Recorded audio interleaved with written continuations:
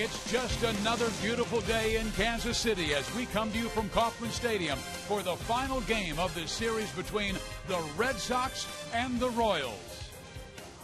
Hi, everybody. I'm Steve Physiak. This is Rex Hudler. We have good news for you. Salvador Perez is off the 7-day concussion DL, and he is in the starting lineup and catching James Shields today. That's right. Ned Yost and his teammates really got a smile on their face today, Fizz, because Salvador Perez is back. Might be one of the best Royals players this year. However, the team responded pretty well. They were 5-2 in his absence, but the weapons that Salvador Perez possesses is certainly a need for this team. Even without him, the offense played very, very well. They did. Because you know what? They'll need his bat in there. But it's a good thing that all of a sudden the hits are coming from all different areas. Now, Billy Butler is driving the bus along with Hosmer. But how about Maxwell? Maxwell's really contributed so far in the week and a half that he's been here. You got to have different pieces. But with Salvador in there and the offense is really revamped, double digits in hits the last 2 nights against one of the best teams in baseball, they'll need him again tonight. It's beautiful to see Hosmer and Billy Butler doing their thing. Going to the opposite field. They're not just pulling balls. They are working it and hitting it where it should be hit. Maxwell says, I'll take that ball for a drink. And the hydration station, whether it's coming from Superman Maxwell or it's coming from Eric Hosmer, it just doesn't matter. Get the starting pitching some runs, and look at this crowd turn on here at the K. Can't wait to see the action this afternoon. Shields and Lackey are the starting pitchers. And Royals baseball is brought to you by Missouri Lottery. Play the Powerball and Mega Million Scratchers game to win $100 grand or more. And by your Kansas City Chevy dealer, the official vehicle of the Kansas City Royals.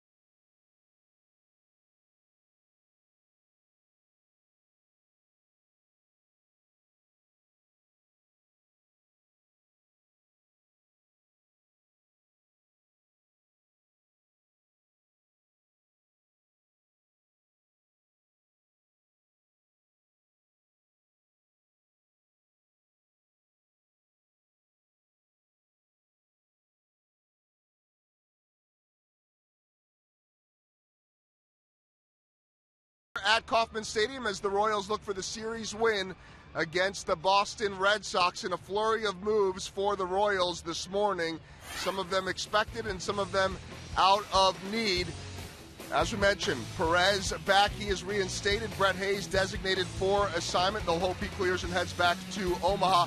Wade Davis reinstated from the family emergency list. He will start tomorrow against the Miami Marlins. Donnie Joseph pitched very well last night.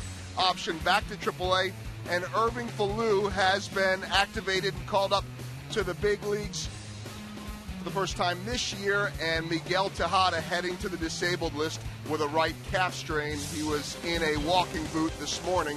Hopefully they can get him back soon. Been such a spark plug for the Royals. But as for today, it is the Royals and the Red Sox. John Lackey and James Shields coming up next on Fox Sports Kansas City.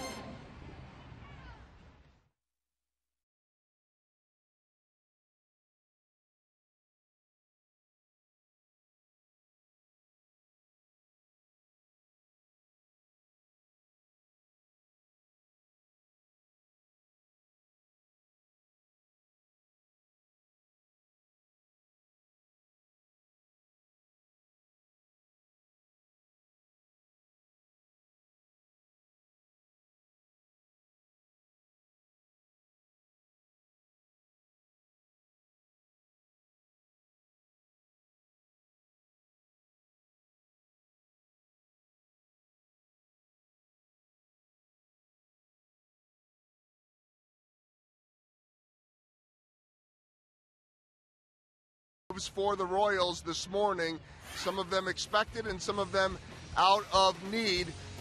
As we mentioned, Perez back. He is reinstated. Brett Hayes designated for assignment. They'll hope he clears and heads back to Omaha. Wade Davis reinstated from the family emergency list. He will start tomorrow against the Miami Marlins. Donnie Joseph pitched very well last night. Option back to AAA. And Irving Falou has been activated and called up to the big leagues for the first time this year. And Miguel Tejada heading to the disabled list with a right calf strain. He was in a walking boot this morning. Hopefully they can get him back soon. Been such a spark plug for the Royals. But as for today, it is the Royals and the Red Sox. John Lackey and James Shields coming up next on Fox Sports Kansas City.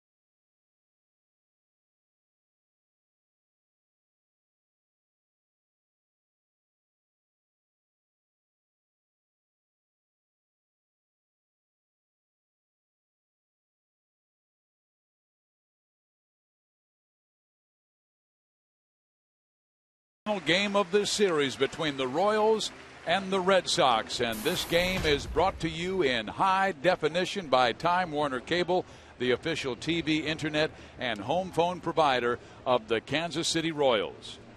The Royals have taken 2 of the first 3 meetings with the Red Sox, winning 5-1 and 9-6 on Thursday and Friday.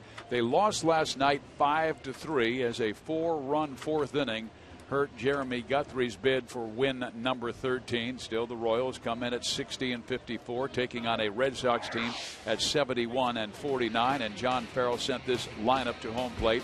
Jacoby Ellsbury to lead things off, followed by Victorino, Pedroia, Ortiz, Nava, Napoli, Drew, who's been incredibly hot with an 11-game hit streak. Then Ryan Lavarnway in for Saltalamacchia, and Will Middlebrooks, second straight start since his recall from the minor leagues.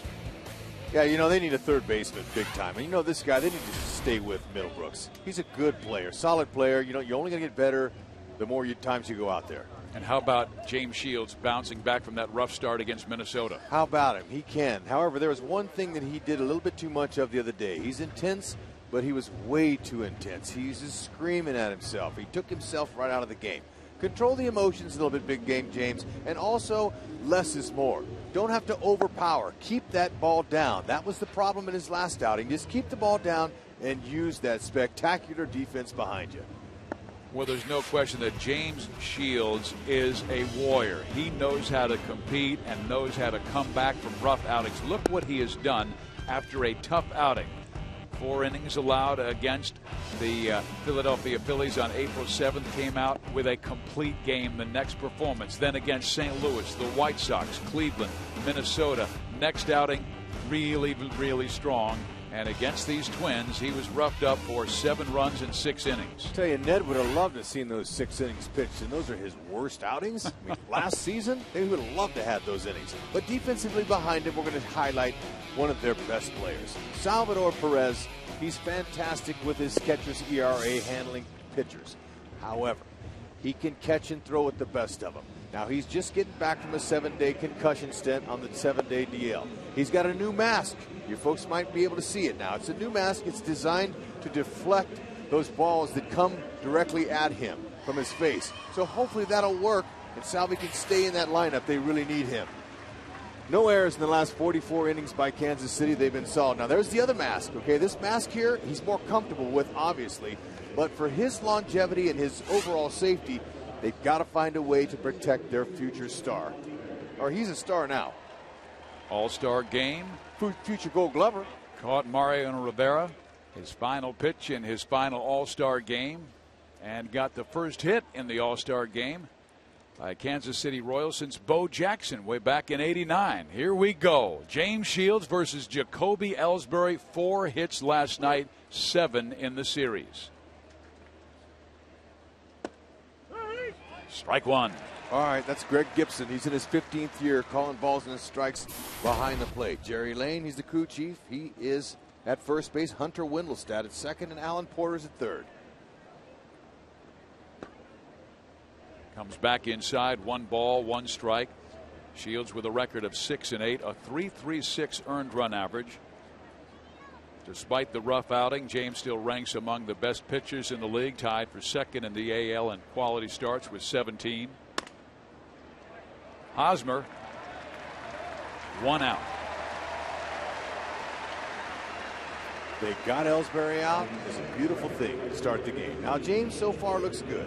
In order for him to stay in the game long, he's got to be able to get early countouts just like that. 2-seam sinking fastball is a beauty. Also, he's got a breaking ball that he'll mix in. He's got a 4-seam fastball. He'll run upstairs for a swing and a miss. And his changeup is one of the best in the world. Keeps it down, it fades away. Lefties into righties. There's no question he's a workhorse. 5th in innings pitched this year with 160 2/3 and tied for 12th in strikeouts with 131.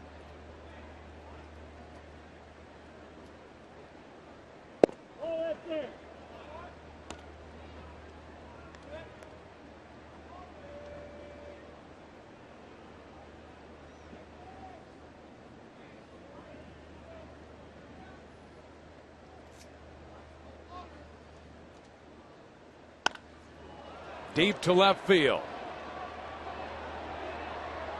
Gordon has to play it off the wall, and Alex gets it to the cutoff man, Alcides Escobar, not before Victorino as a stand-up double.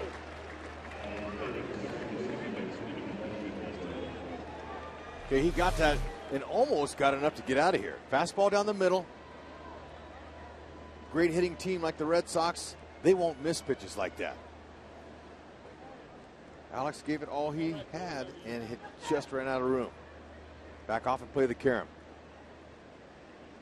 I was talking to some scouts before the ball game, and they said there were 3 balls struck in last night's game that would have been out at Fenway Park, but caught at the warning track or wall here at Kauffman Stadium.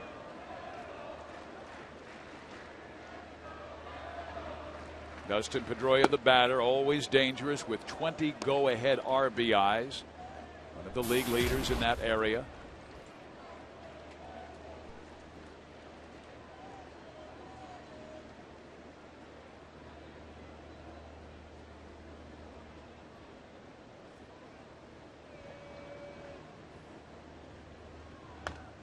Pedroia had a good rip. 1 ball, 1 strike. These two have a lot of history together. 52 at-bats for Pedroia, who's 29 years old, out of Sacramento. James Shields hails from Southern California. This should be a dandy of a matchup today. This offense of the Boston Red Sox, they are really relentless. They will take pitches and foul them off.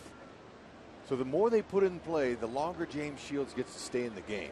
But when they start fouling pitches off into the stands and taxing his pitch count, it could be a quick get out for James. Jeremy Guthrie had 3 strikeouts, three looking of his first 4 strikeouts in the first 2 innings, but he had to throw so many pitches to get those 4 strikeouts against this very patient Boston offense. Pedroia's hitting 325, or no, 315 with a runner in scoring position. Pretty good hitter. Pesky.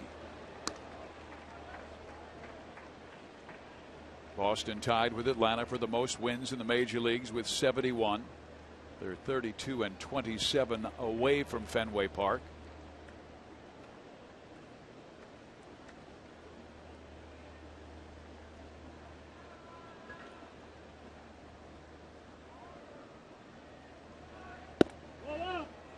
Count is full, 3-2.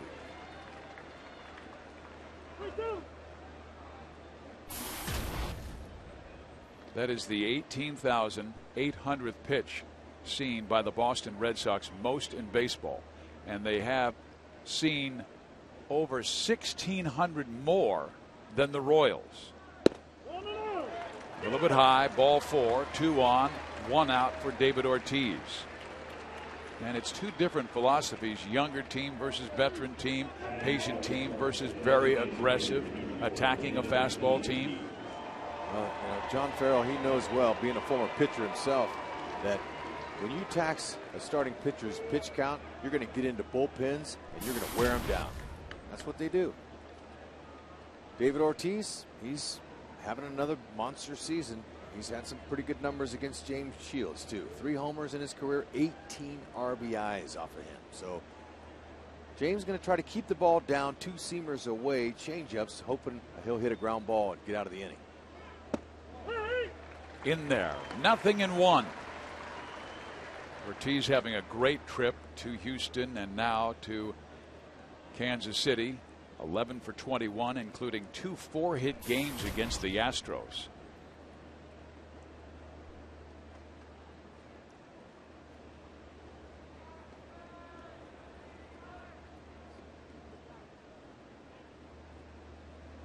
Just in case they were thinking about the double of steal.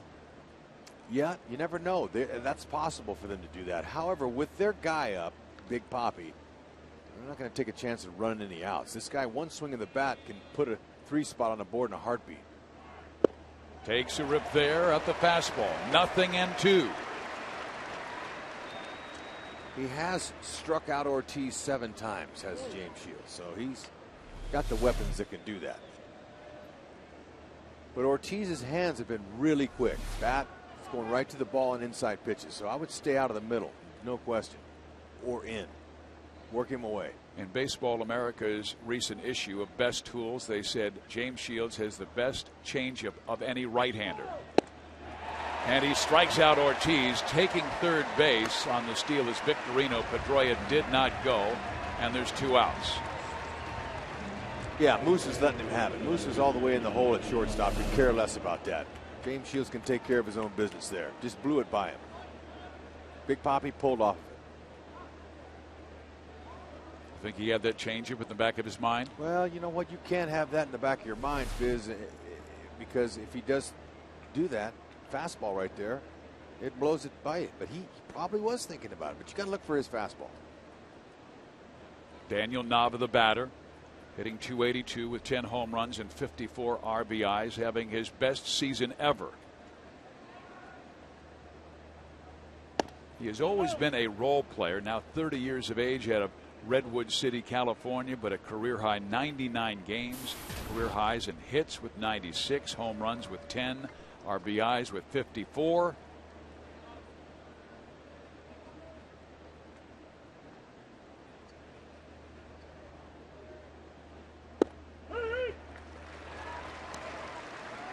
This has always been a difficult inning for Shields. After the 3 runs in the first inning on Tuesday, James has allowed 21 earned runs in the opening frame, and that's a 7.88 ERA. And, you know, pitchers will tell you that they can't explain why. Just have a hard time getting it going, executing their pitches. Nava showing patience on the changeup. All the other innings, 2 through 9, Shields ERA 2.57. First inning 7.88.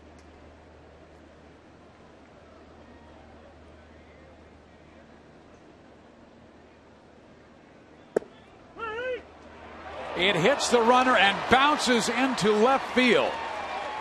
Coming home to score is Victorino, so an error on Salvador Perez's first throw since coming off the DL.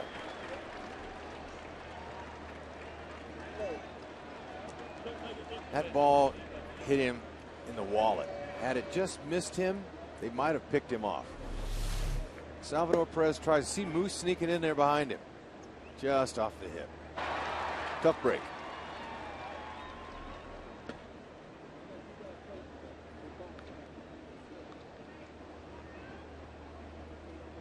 Taking the chance when you attempt to pick off like that.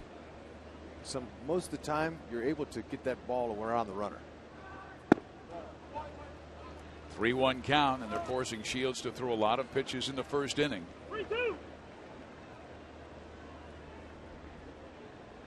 Greg Gibson, the home plate umpire. Jerry Lane at first. Hunter Wendelstadt, second base. Alan Porter at third.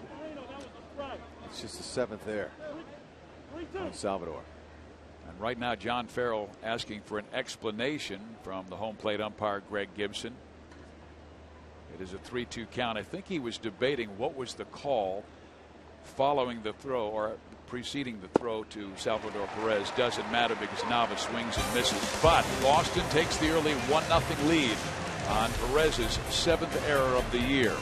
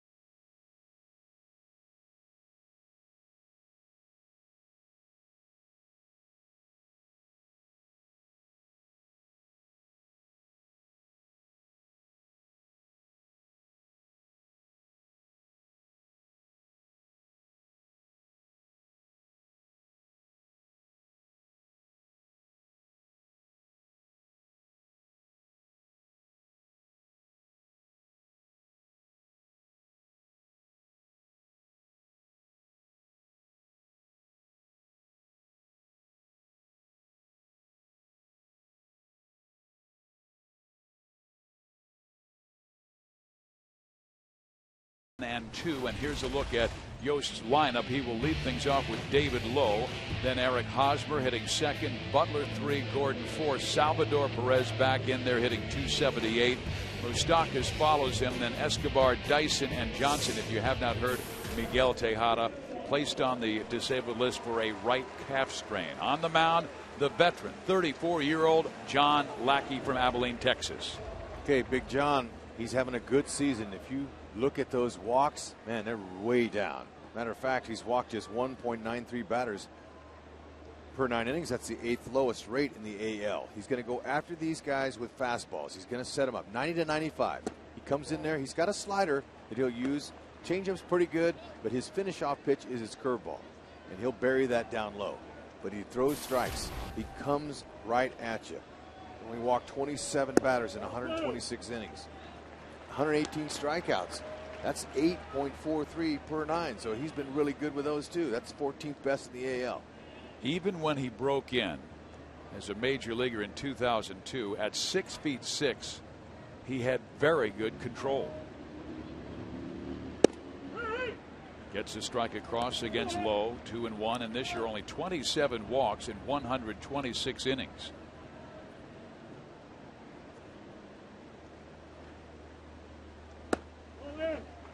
Three and 1.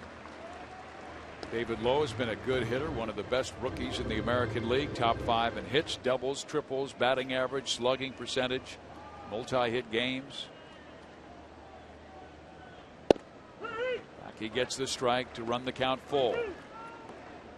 There's no reason he won't just go after Lowe here with a fastball. He told me a couple days ago when I talked to him that an aggressive team like the Royals, he's got to be aggressive himself. But he misses Lowe with David Lowe. Okay, so Big John's already got a little emotion going. He's a passionate guy, very intense individual. Okay, 6'6", 245 pounds. Although he has lost some weight, he's leaned up a lot after going through Tommy John surgery in the winter of 11. He's conditioned himself to become the pitcher, really, that Boston signed him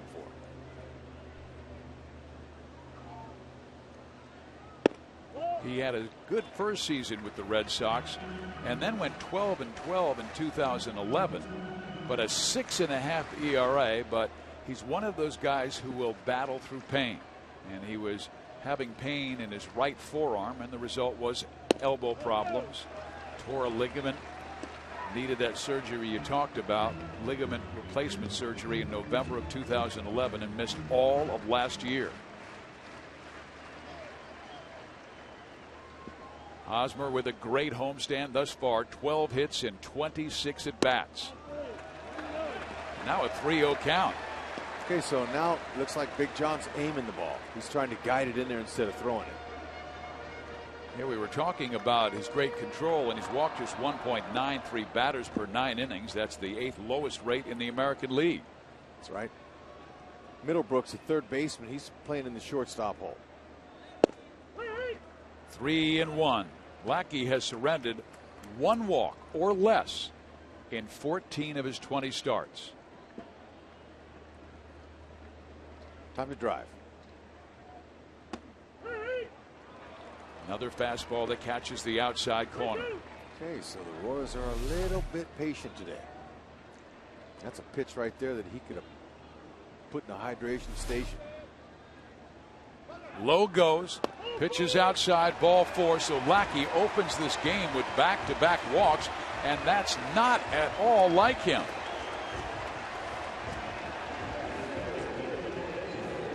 Well, the defense obviously will go to work for John Lackey the way the Royals have been hitting that ball. They're a pretty good defensive team, that's for sure, especially their second baseman. This kid 3 errors in 118 starts this season. He's almost automatic. He pays attention to detail, and every single time that ball is hit, he's on a mission to catch it. 2-time American League Gold Glover. This is a guy, Billy Butler, who has always hit Lackey well. 6 hits and 12 at-bats, including 1 home run. Royals trail 1-0. Victorino scoring on Salvador Perez's throwing error. 0-1. Billy's been driving the bus lately. He's hitting .341 with runners in scoring position. Right man, right spot here in the first.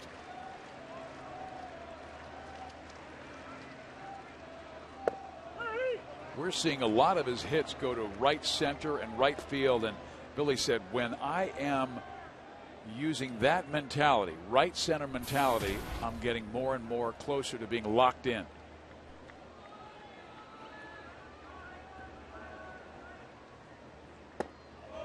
Two and one.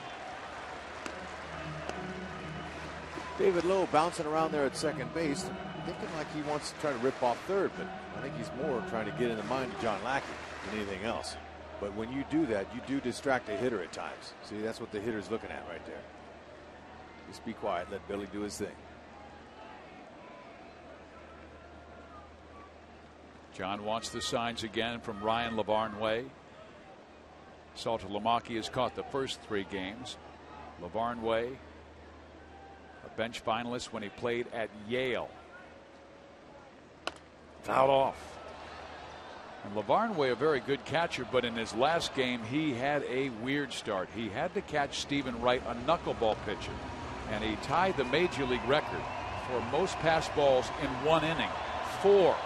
Yeah, he's got 5 overall in the season. What a nightmarish game that was for him.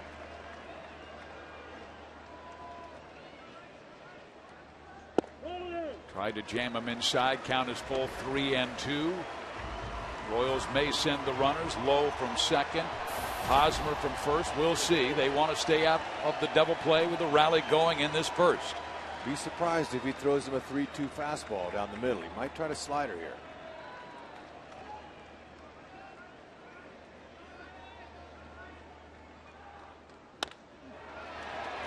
Middlebrooks has it, gets 1 and gets 2.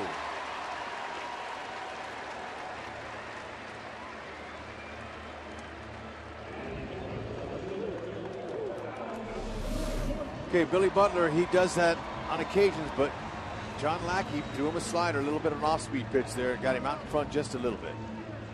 I thought the Royals might send the runners trying to stay out of the double play.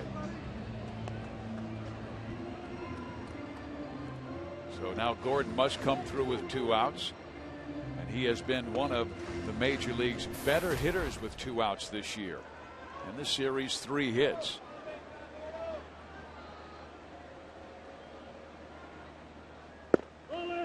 Ball 1. 4 for 10 with a couple doubles off of Lackey. Lackey's been behind just about every hitter. He's thrown 19 pitches. Only 7 have made the strike zone. And there's a base hit that will drop to right field. Tying the game is David Lowe from third. 60th RBI. And timely. Runner at third base or at second base in scoring position. Be aggressive and be ready. That ball's a cookie. That's belled high. Lackey knows it. And what was nice is that bat lived for another time to hit. Didn't break it. So now we will see the first plate appearance for Salvador Perez, and there goes Alex Gordon, and he had a huge jump. I mean, he had a 2-step lead before Lackey even broke home.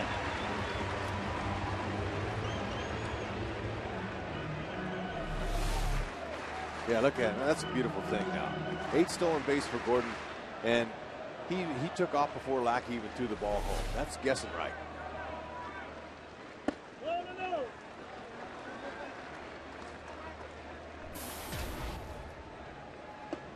Salvador Perez, he ranks 4th in the American League, batting .349 with runners in scoring position. It's a beautiful thing to see your young catcher knocking him in. And he rips this one to center. Ellsbury makes a sliding catch.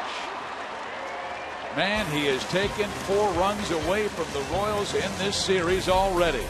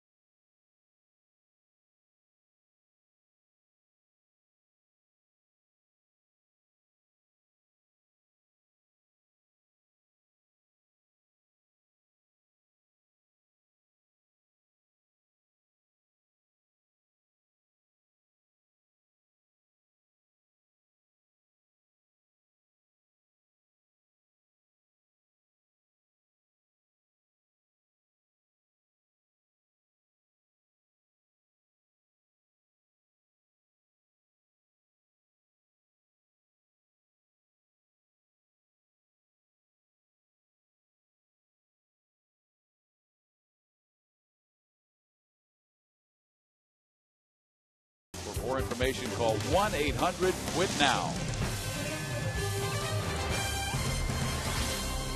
It's a beautiful Sunday afternoon at the ballpark. James Shields ready for his second inning of work. Gave up one unearned run in the first. Now will face his former teammate, Mike Napoli, or excuse me, John Lackey's teammate, Mike Napoli, as Shields and Napoli have battled plenty in the past. 20 at bats, 4 hits, 1 home run. This is a heavyweight fight on a baseball field. I remember them competing so hard in the playoffs when Shields was with the Rays and Napoli was with the Rangers.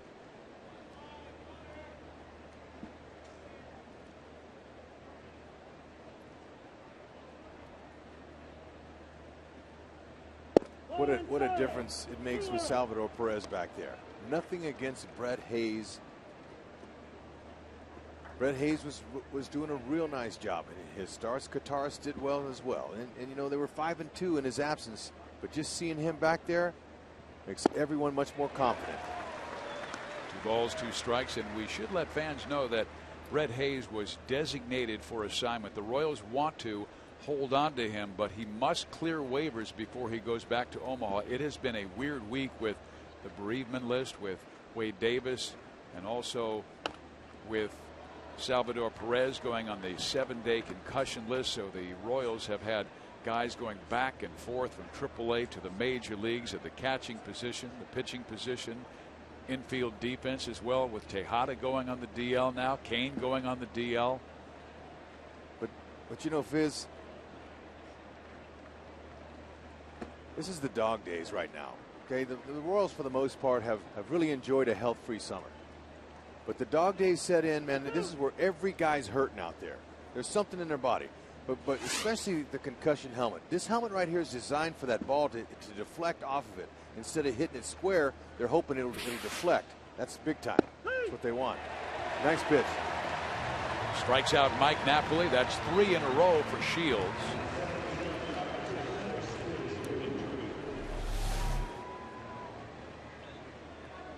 Right on the corner. Split Salvi down the middle.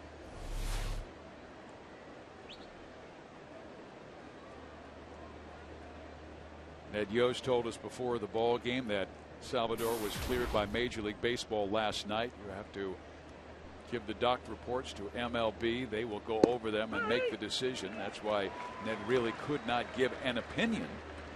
And he said he would be wearing that different mask he wore it in a bullpen session the other day. It's a little more contoured, as you talked about, where hopefully he won't have that full blow from a foul tip.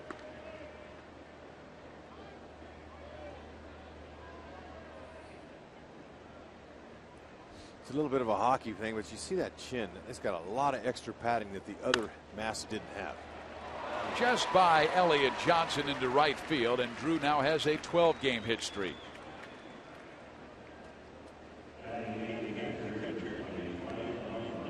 Nice try by Johnson.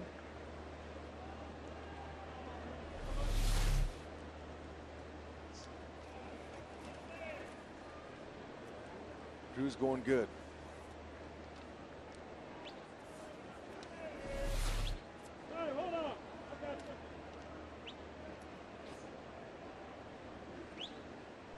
Eric Sogard of Oakland, he has the longest active streak now at 14 games.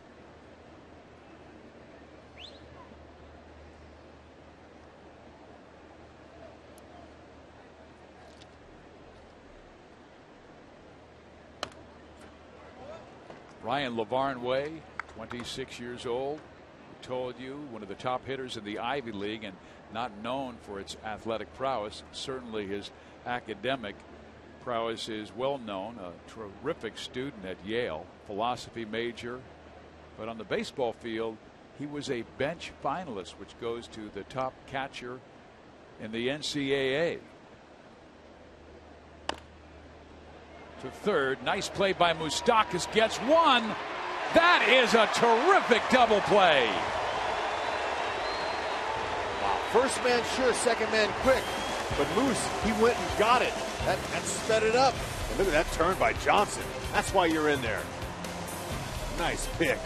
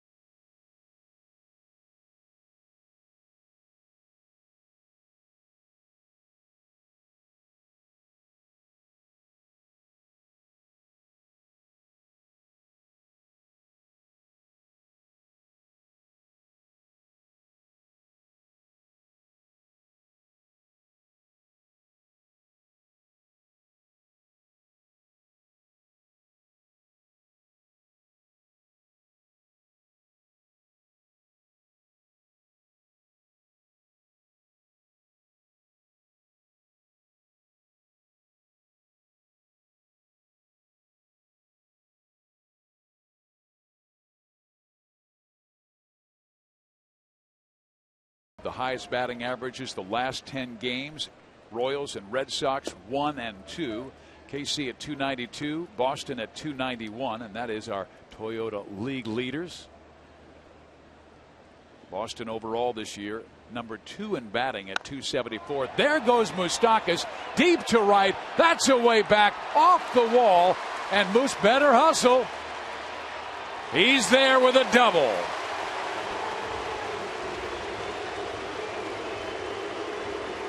Well played by Victorino, though. Yes, it was. 18th double on the year for Moose, and he got that, but he just couldn't get up underneath it.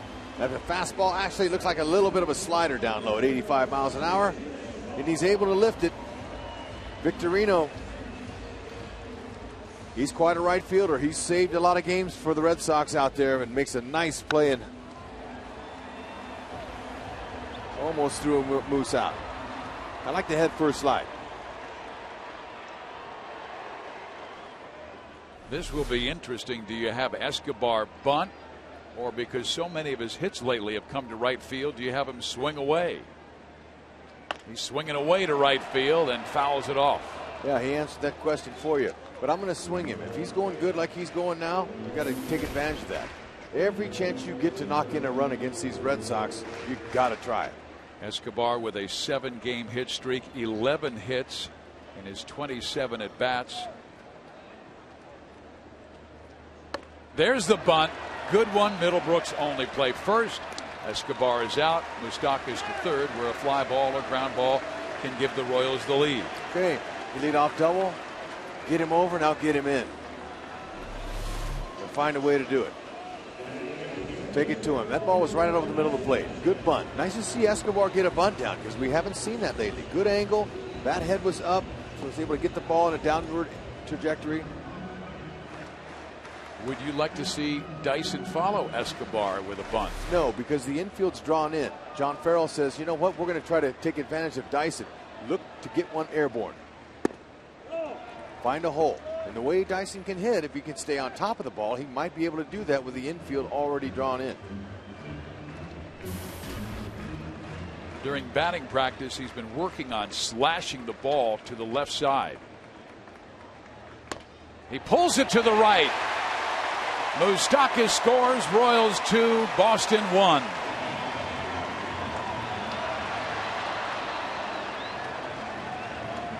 You've got a hack. And early. Lackey is trying to get some early count outs by coming in there. Good to see Gerard Dyson checking in. Ball Well, the pitch there he stayed on top of. He knew he had a chance with that infield drawn in to find that hole.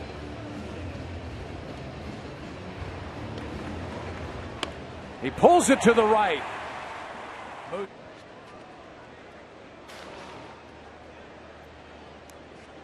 You have to execute against this Red Sox team to beat them. Dyson big lead at first.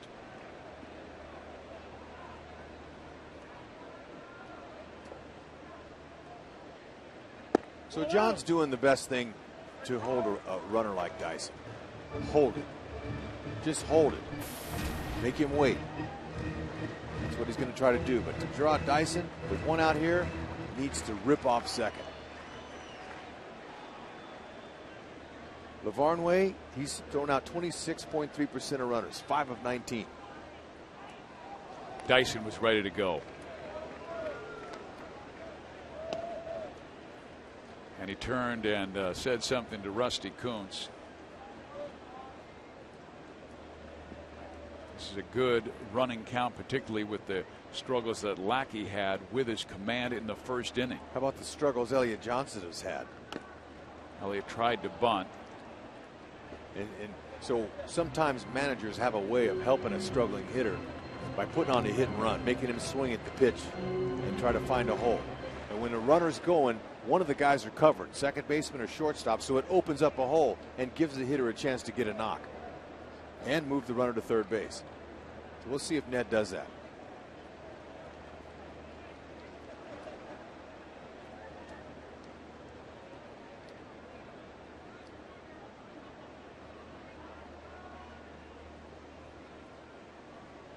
Dyson goes. Pitch taken. Throw to second. No chance.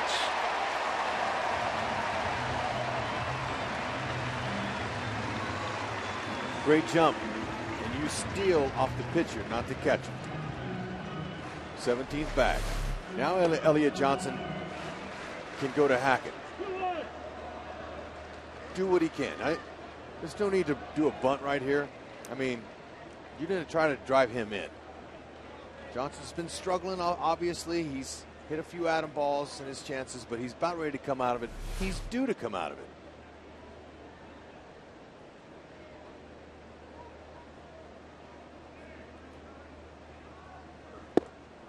It has been more than 1 month since Elliott last had a base hit, July 6th.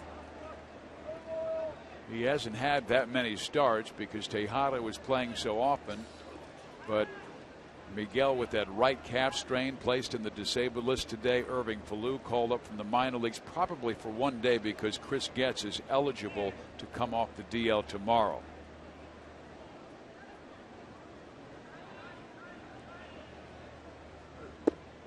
In there, strike 3 called. Okay, that's the second time in consecutive evenings that he's taken a called third strike with a runner in scoring position. Got to be aggressive, especially on a ball right down the middle. Come on, Elliott. You're better than that. Let's go. David Lowe, who has 17 of his 25 RBIs with 2 outs this year, is up. Walked and scored the Royals' first run on Gordon's hit.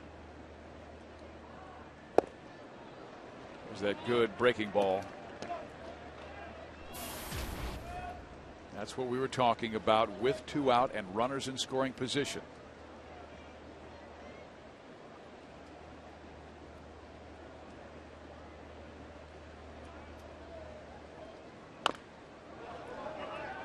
John has gone back to back with that breaking ball. And he does have an exceptional one. There are times where he can make it go straight down, and other times, Rex, where it's almost like a slurve.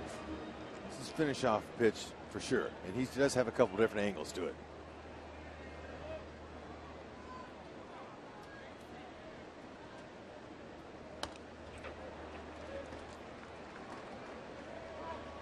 That's a setup pitch. He wanted that ball up and away on him. He'll set up possibly a breaking ball or tease him again up there. David Lowe's not going to hurt you on a high fastball away. He'll either get a base hit or he'll pop it up. He'll hurt you if you come in on him. Dyson goes, pitch is swung on, and it will drop to right field, and the Royals have friends in low places as they take a 3-1 lead on David Lowe's flare to right. Right, Lackey tried to come in on him. David Lowe was able to meet it, and that bat died a huge hero.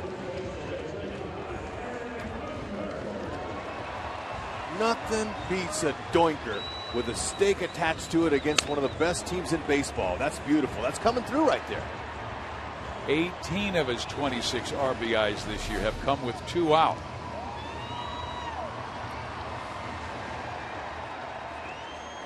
Lackey's thrown 38 pitches and not yet through 2.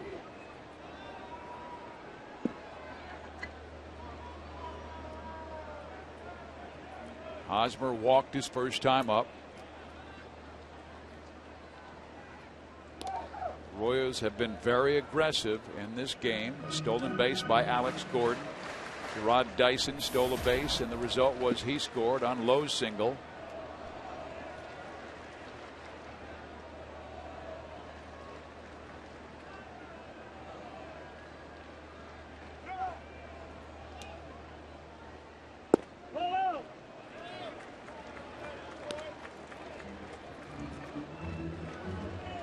Lackey coming off a very good game. Did take the loss as the Red Sox were beaten by the Astros 2-0. And he only gave up a couple of runs in 6+ innings. Way inside, 2-0 to Hosmer. Okay, last time up, Hosmer took a 2-0 fastball right down the middle. So maybe this time he'll be ready for this one to hit.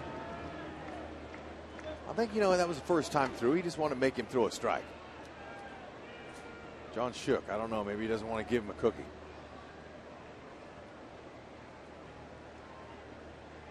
Yeah, him and Lavarnway having a hard time finding which pitch they want to try to get by the slugger. Is really turning into a slugger in the second half that he can be.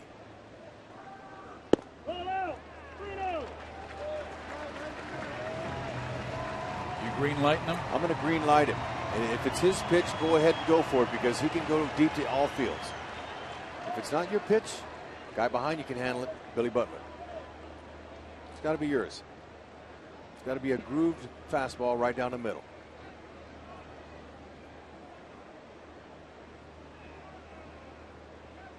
Runner goes, pitch taken, and it is a third steal by the Royals in the first 2 innings of this game as David Lowe picks up number 4 this season. Okay, great jump. And John was smart. 3-0 slider, that's advisable.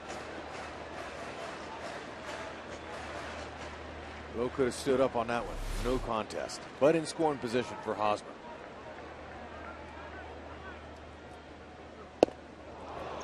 Three and 2. Still, Rex, I've really been impressed this week against the Twins and against the Boston pitching. The way the Royals offense have forced opposing pitchers to throw so many pitches. Look at those numbers with a full count. League average is only 218. Runner goes, pitch swung on, pulled to the right side. Lackey has it and gives it up to first baseman Mike Napoli, but the Royals scored 2 runs in the second. They lead it 3-1. Timely hits.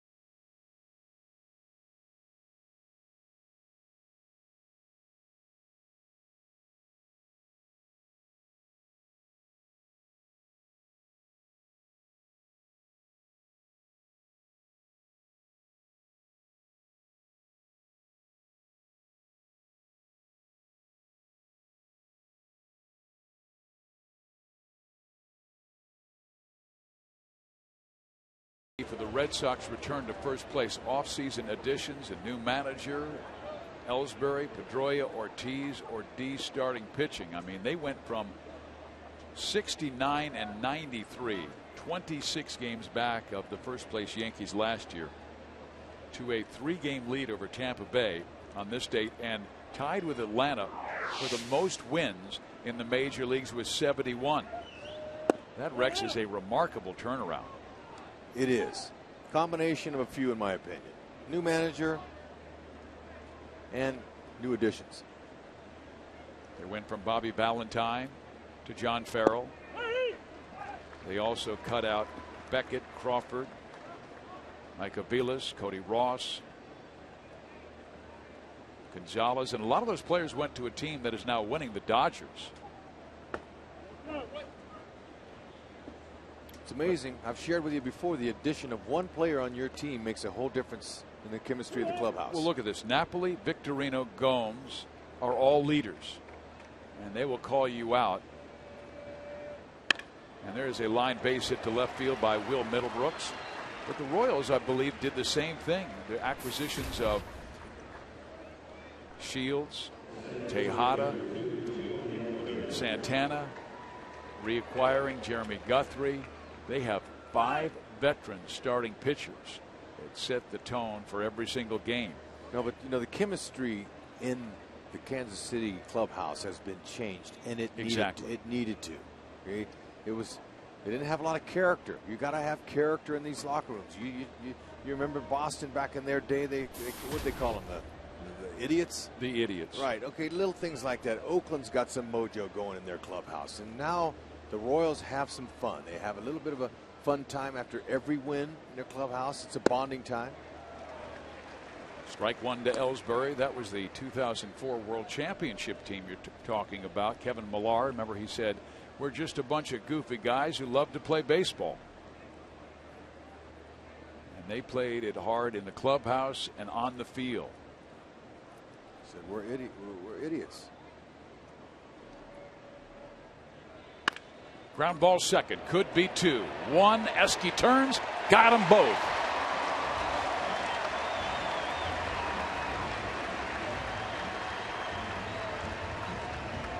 Okay, nice feed there by Elliott Johnson. That made Escobar even quicker. When you're a shortstop going in to cover that base and you get the feed from the second baseman, you can't do anything till you see where he takes you with the ball. Escobar made an adjustment, a little bit out over, 1 step on the base and a jump off the left foot. Perfect. Got him by plenty. Good feed by Johnson. But Escobar is magical. That's a beautiful picture there as he's jumping up over that runner, clearing himself. Okay, see how he adjusts to the throw? Wasn't expecting a perfect throw, but when you have that kind of hand-eye coordination, you can make that look easy. The Royals have not erred in their last 47 innings. Except for Salvi's. Oh, that's right. I beg your pardon. Thank you for picking me up. No problem. It's their only run. But only 8 in their last 31 games, including this one, as Victorino takes strike 2.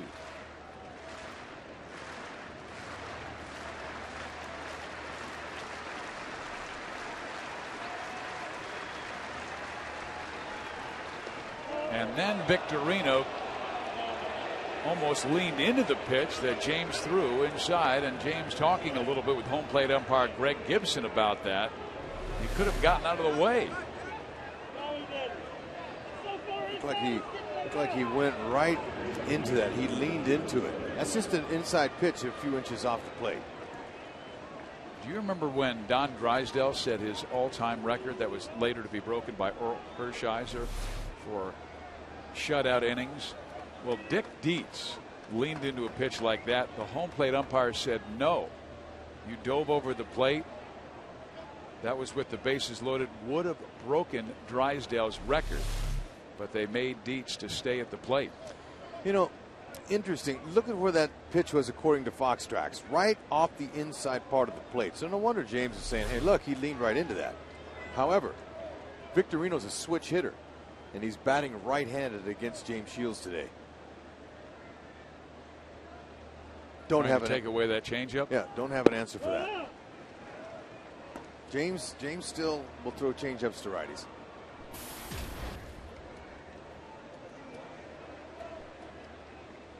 Pedroia walked his first time up. Shields goes that way. James, of all of the Royals starting pitchers, from the right side has the best pickoff move. Bruce Chen, we saw his from the left side, and he was able to pick off Ellsbury in game 1. James has 2 pickoffs this year. He likes to call that pickoff move an extra pitch. Popped him up. Elliott Johnson makes sure that hit by pitch doesn't come back to hurt Shields. We head to the bottom of number 3. Royals 3, Red Sox 1.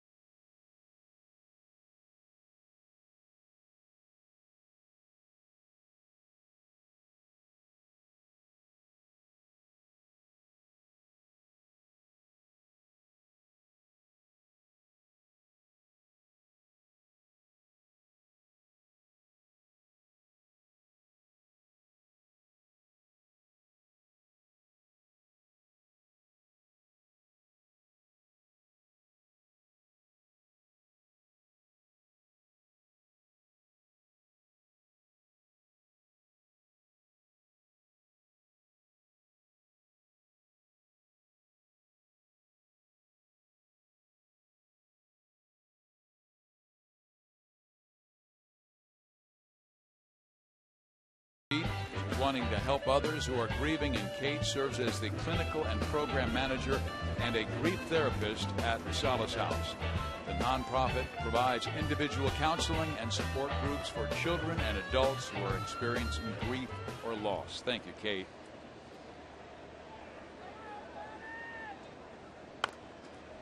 Billy Butler. You know, Fizz, just what you read about Kate there, almost got to get a little bit emotional because of all of the grief that happens in our life. But thinking about coming to this ballpark here at the K and how that cures people, how that makes them feel better.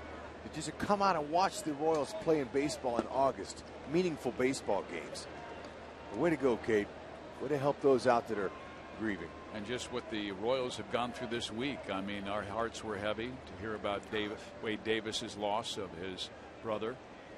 What a tremendous position she has to help others during that time. We're happy to have Wade back with our Royals family, and hopefully we can be part of his healing process as Billy Butler takes strike 3 from John Lackey.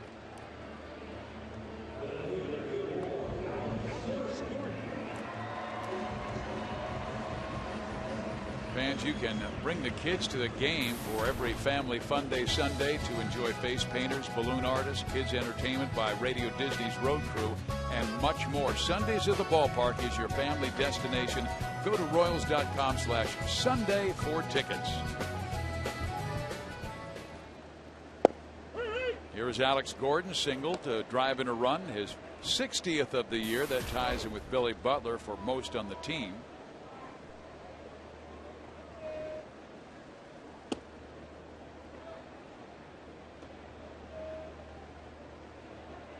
The Yankees have taken a 4-1 lead on the Detroit Tigers in the 6th inning. Detroit's won 13 of their last 14 games, and they've knocked off the Yanks twice in that series. And that's Verlander going today against Andy Pettitte. Good matchup.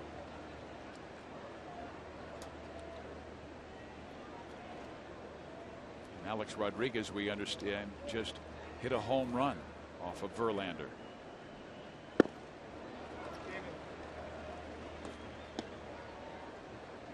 Okay, if Big John Lackey starts throwing his secondary pitches for strikes, it's going to really slow the momentum of the Royals' bats, because he can get command.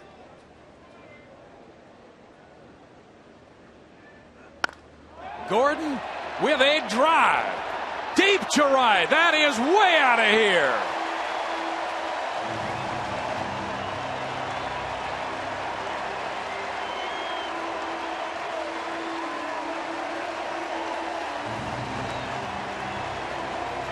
That was no secondary pitch. That was a fastball that tried to sneak a piece of cheese by a hungry rat. That's Alex Gordon says, I'm very hungry today. We want to take 3 out of 4. One of the best teams in baseball. We got to beat them with some runs. Instant runs by homers is a beautiful thing. John Lackey just gave up his 12th home run to a right-handed batter, 18th overall on the season. Number 13 for Gordon. Royals now up 4-1, and Salvador Perez is the batter. This is the way the Royals have played lately in winning 15 of their last 18. And yes, there have been some big innings. 6-run 6th inning in this series, and a 6-run second inning against the Twins. Look at those forearm bashes. The way they've been bashing, there's got to be some sore forearms. Middlebrooks takes care of Perez. He is 0 for 2, but more often we have seen the Royals scoring like today, a run in the first, 2 in the second, 1 in the third. It's just constant pressure on the other team's pitching staff and defense. Well, you know, the offense has showed up at the perfect time of the year. Now, you'd like to have that type of consistency from the very start of April all the way through the season, but sometimes it doesn't happen. So you got to be patient until the offense comes alive, and Ned's done that. Moustakas almost hit one out his last time up, did double off the wall. Came around to score on Dyson's single with the infield drawn in. He's now hitting .232.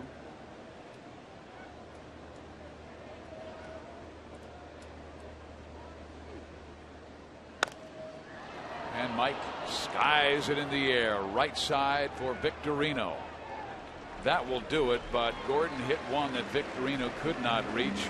Well out right field. Royals 4, Red Sox 1. Pilot to Bombardier. We have liftoff.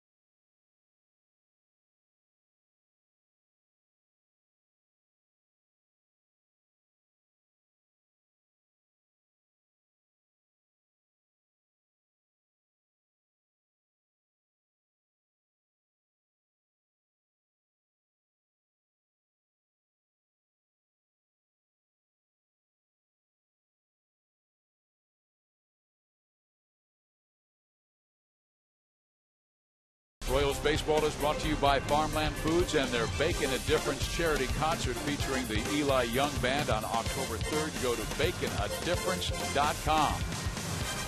And those are only $10 tickets to see that Eli Young Band on October 3rd.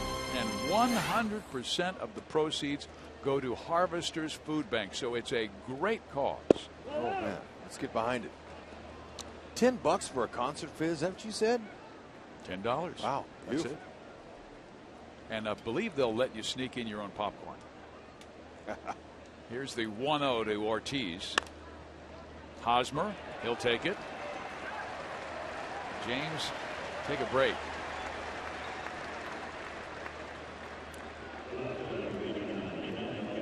Okay, you know what? James Shields, he's looking for his first home win here at the K since April 30th. And he's been averaging right at 4 runs per game of support. So there you go. Early in this one, he's got a 3-run lead. His team gave him 4 runs. Now it's up to James to just go ahead and cruise and execute your pitches. What I've liked, he's under control. His emotions are contained today so far. And he's throwing first pitch strikes, keeping the ball down. He's able to correct his problem from his last outing. He's 1-5 at the K, even though his ERA is not that bad, just a little bit over 4. Ball struck to center field. Dyson off to the races. He gets there. Okay, that ball was struck well. Gerard Dyson, great jump, tremendous speed. And it's a good thing that they've got Gerard Dyson now with Kane on the disabled list. Okay, we're going to show you the Time Warner Cable Ultimate Internet pitch speeds. Lackey at 94, Big James at 94. We get downloads up to 50 megabits per second with Time Warner Ultimate Internet. And now let's show you Dyson's speed. Top, you got to get a great jump on it. He legged it down. And we're getting ready to go on the next road trip to a very spacious center field at Comerica Park. And Dyson's legs will be needed there. 5 games in 4 days. Napoli, the batter, struck out looking his first time up. But that's still a long ways away. These players right here are only focusing on the next pitch and the next play. They've still got 3 games left here after today. I will say this, though. It makes that Justin Maxwell acquisition even more important with Kane now on the DL. You're right.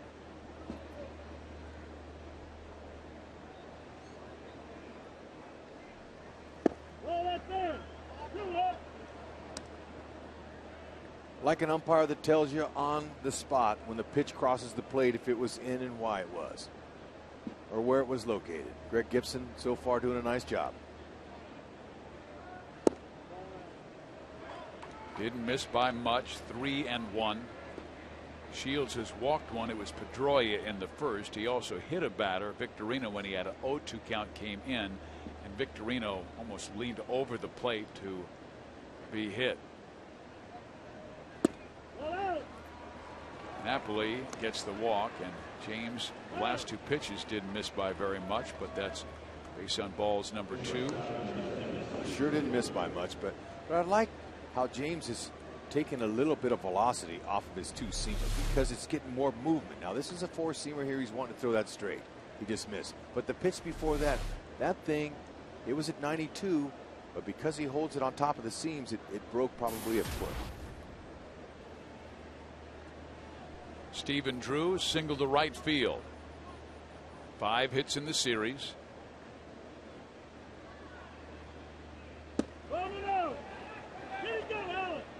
He went.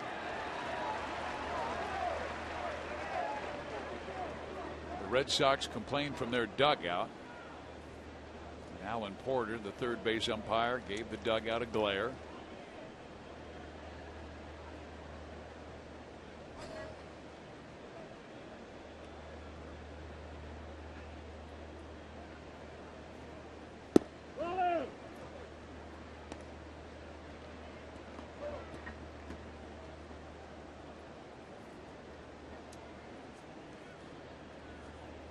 Drew 9 home runs, 46 driven in. veteran now out of Miami, Florida. Played his college baseball at Florida State. 2-1. Tell you what, Drew's one of the reasons that they let that young hotshot go to the Detroit Tigers. He was really their future shortstop, but they had to move him to get a starting pitcher. And Jake Peavy and Iglesias has really solidified what once was a shaky defense in Detroit. Oh man, he is not getting the calls from the close ones in this inning from Greg Gibson. Boston, we told you, the most patient team in baseball. They have seen over 1,600 more pitches than the Royals. Red Sox #1, the Royals 29th of 30 teams. Popped him up. That's what he was looking for, that pop-up. Moustakas or Escobar, it is Moose. And James gets out of any further difficulty in the 4th inning.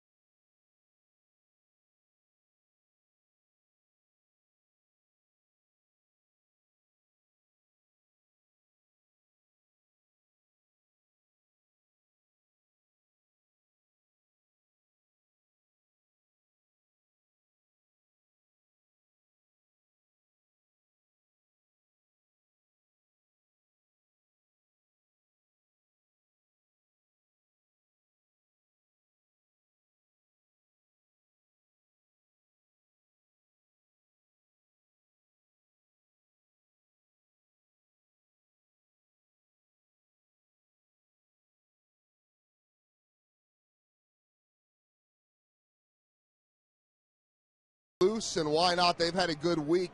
We haven't said this very often, but it's been a rough week for the rotation coming into today. An ERA of 5 on the nose. So what has saved them? Well, the bullpen, 0.50 ERA this week. But Ned Yost has said all along that the offense, when it struggled, at some point they would be the ones picking up the Royals pitching staff if it struggled. And so while the bullpen has contributed and has done so all year long, let's not forget about the offense. This week, guys, 5.8 runs per game. That's 4th in the American League. A 319 batting average. That's been the best all week. And then we talk so much about the Red Sox and their ability to get on base. The Royals this week, a 364 on base percentage. And there's a line out by Escobar swinging a hot bat. Will Brooks had to do a back bend as the ball shot to him so quickly. Joel, that was a timely hit right there that you shared with him. How the offense is coming along to pick up the starting pitching when it goes bad. And that's going to happen. Not one area of your game stays perfect all year long. It's just too long of a season and too many ups and downs, especially here in the dog days. So you want to pick up one area of your game to pick up the other. And, Hud, I like that it's coming from different sources, too. I mean, Hosmer's 462 coming in today on the homestand. Escobar, 455. Butler, 458. Lackey still had a little time to get Dyson, who tried to drop the bunt, and Lackey dropped it. He still was able to recover and fire a strike and get Gerard Dyson. And, Joe, really, the Friday game was the greatest example of the offense. The Red Sox go up by 3, and you're thinking, oh, man, Peavy's on the mound. He's tough to beat. And then KC scores 6 runs in the 6th inning. They were relentless, and the bullpen was fantastic after that. And you could see the confidence. I mean, they had that same confidence last night where they started to come back, fell short on it. And they're getting it in so many different ways. Jeff Montgomery has talked about that on our pregame show, that there are so many ways this team can win. I just mentioned some of those names from this week. How about Alex Gordon? Just looking through the numbers, he now has 3 home runs in his last 5 games. He had 4 in his previous 75. Johnson fouls it off, down in the count, 0-2. You know, you mentioned, Joel, that the offense wasn't able to come through. Well, it's not going to happen. I'm going to give the credit to the Boston bullpen last night. That kid, Brandon Workman, he was fantastic. Tozawa, Uehara, they were marvelous. They executed their pitches. I hope everybody's all right, because that was a screaming line drive that found the seats just beyond the Royals dugout. Looks like everybody's okay. Even Elliott Johnson was going, ooh. We haven't said this too much, but that bullpen HUD last night did to the Royals what the Royals bullpen has done so many times to teams throughout this year. Yeah, there's no question. So sometimes, you know, even though these big macho men don't want to give credit, you have to. These are professionals trying to get the opponents out and trying to do their jobs. Yeah, we talked about the offense bringing them back on Friday in the 9-6 Royals victory, but Bueno, Herrera, Collins, then Holland, 5 1/3 scoreless innings, and that was huge, and they have the lowest ERA of any bullpen in the American League. A full run lower than Boston's pen. You know what was impressive to me this week is, you know, Wade Davis went out and took care of family business during such a difficult time. They really shuttled in a bunch of different pitchers, a bunch of lefties, and all of them performed really well. So it just showed the depth of this team. Elliott Johnson, man, as luck would have it, barely missed a 2-base hit. Wouldn't you know it? Need to move the line for him. Just move it a couple inches to the left. He deserves it. Yeah, but when you're going like this, as bad as he's going, that happens to you. That's baseball. Look at him. He's even talking to it. He's trying to talk it into, and he's just dying for a hit. A double would have been big.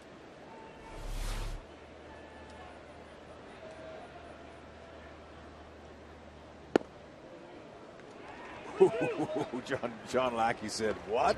What was that?" So Greg Gibson, at least he's being consistent.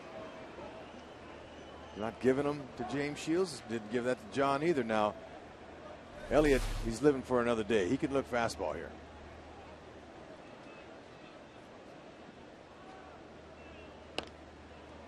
Popped him up. Breaking ball. Middlebrooks will make the catch, and Lackey has his first 1-2-3 inning.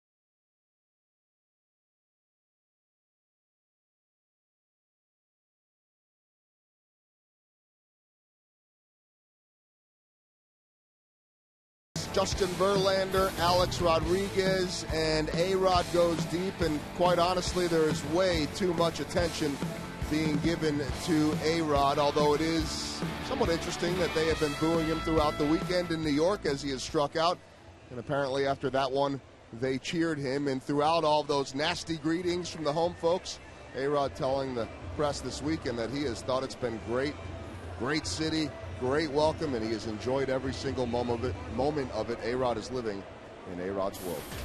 And if they don't like it, he will appeal. Here we go. Top of the 5th inning. Ryan Lavarnway, Will Middlebrooks, and Jacoby Ellsbury. Barnway down that left field line. It is hooking and going into the corner for strike 1. I would imagine it has to be an emotional year for Alex Rodriguez, but even more so for Boston and the Red Sox faithful. I mean, the Royals were in town right after that Boston Marathon attack. James Shields would start that game on Saturday and pitched brilliantly. Gave up 1 run in 6 innings, left with a 2-1 Royal lead, but as fate would have it, and fate certainly had a lot to do with the outcome of that game, and Daniel Nava hit the 3-run home run that won it in the 8th. Be strong. Yeah. And I know you had a chance to talk to Johnny Gomes, who really felt the pride of Boston. They'll never forget that game in their life. It was something, especially for Johnny Gomes. He got a pinch hit in that game, and he got to second base. Is that fans proud? And look at that shot. That explained a lot about the energy that was in that park, and the fact that Neil Diamond flew in from L.A. to sing Sweet Caroline. It was a game that we're so thankful we were there. Even though they took it and they won, there was no way the Royals were going to win that game. It was just too emotional. Nava hit that home run, but it was really a game, Fizz, that I was proud to be at. How about you? Oh, no question. And I remembered the comment. One of the toughest guys in the Royals that I know of is Alex Gordon. I mean, he is a poker face, tough guy from Lincoln, Nebraska, and he said he was choked up and had tears running down his cheeks when they were playing the national anthem before the game. So Lavarnway will reach on a base hit. Okay, there was Neil Diamond. You know, Jeff Francoeur was in right field for Kansas City, and he was right out there in right field. He could feel it. And then that next half inning, Nava stepped up. 3-run home run. Boston won it 4-3, and the Royals, as disappointed as they were to lose the game, they said maybe the city and the nation needed that moment. And then, of course, the Royals swept them in the doubleheader the next day, making them feel a little better. Yeah, and believe me, to sweep the Red Sox in their own yard in a day-night doubleheader is almost impossible to pull off.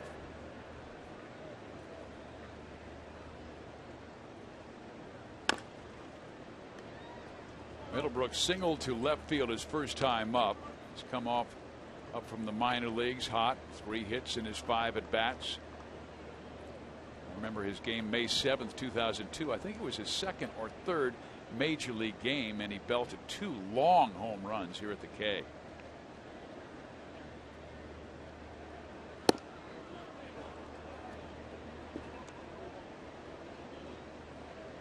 And he started this year very well. 3 home runs in 1 game against Toronto. Was hitting over 300 and then went into a tailspin. Started swinging at everything. They had to send him out. Hit well. 269, 10 home runs in the minors, and called up. Sometimes those are wake-up calls mentally for a guy. Sometimes maybe young players think that they're invincible and they're irreplaceable, and I'm your guy. And next thing you know, when you're not performing in a performance-based business, you get that tap on the shoulder from a coach saying, hey, the manager wants to see you.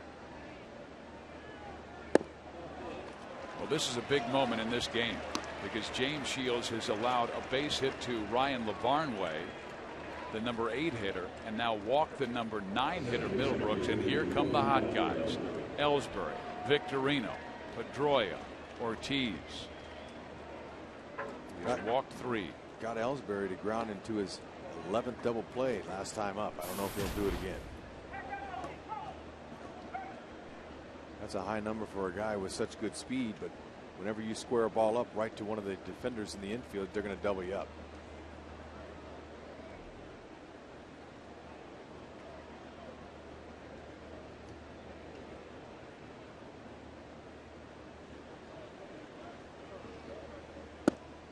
Ball one.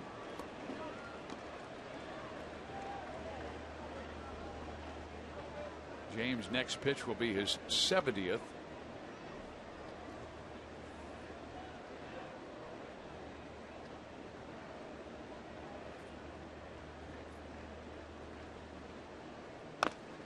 Ellsbury was 7 for 13 in this series coming into this afternoon's affair. Grounded out to Hosmer in the first, and then struck into that 4-6-3 double play that killed a would-be Red Sox rally in the third.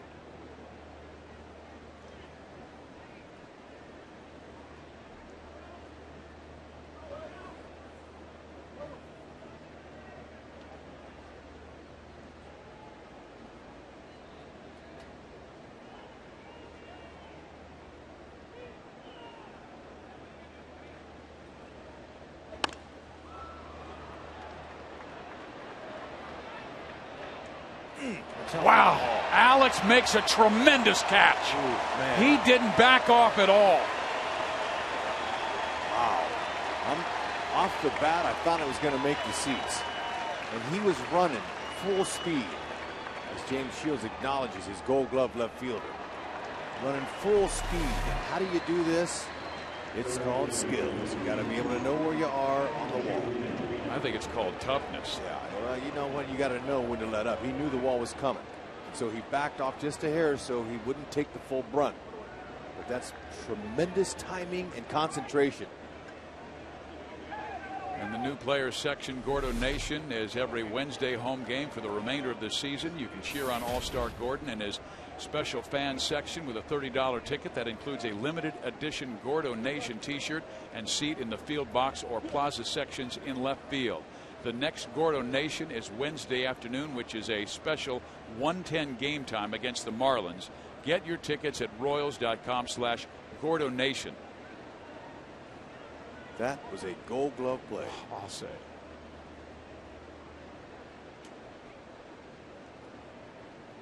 Rex, we had Darren Erstad, who's the baseball coach in Nebraska, in our booth yesterday. He's dear friends with Alex Gordon, and he said Alex has done more to help their baseball program than just about any graduate, because the money he's donated to help the Cornhuskers baseball team tells part of who he is. There's a shot to left. Gordon is there, makes the catch, goes to second, and almost gets the double play. My question to you, though, Rex, is we asked Ersty about players that he played with, and he said, all I can tell you is I can't remember their batting average, their home runs, or their RBIs, but I can tell you their character, and I can tell you moments that I played with them that showed me how tough they were, and that was a Darren Erstad about Alex Gordon moment when he smashed into the wall when Shields needed it and out. How quick his feet are. He's so quick. He's able to pivot and turn. I can't tell you the advantage he has by coming up as a third baseman. In the infield, you've got to have quick feet to get the job done. And he's transferred that to his ability in left field. Tremendous athlete out there. He makes great on-contact decisions.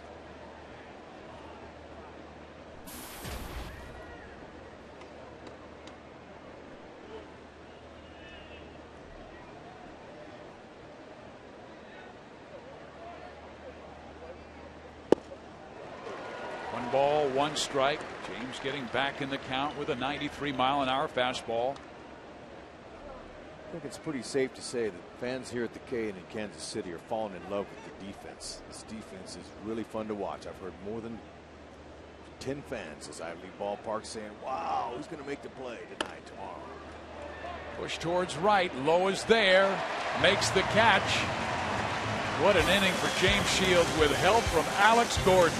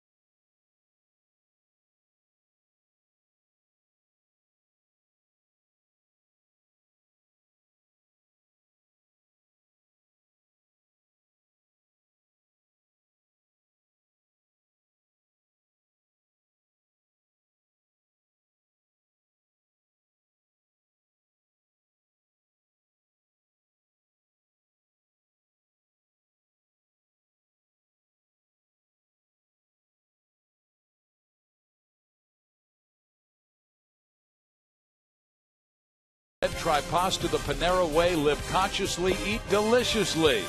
And by Ford. See the new F-150 at your Midwest Ford dealer today. And by ATT Uverse TV. Check availability at 1-800-PIC-ATT. Rethink possible. John Lackey dealing with David Lowe, and the breaking ball is swung on and missed.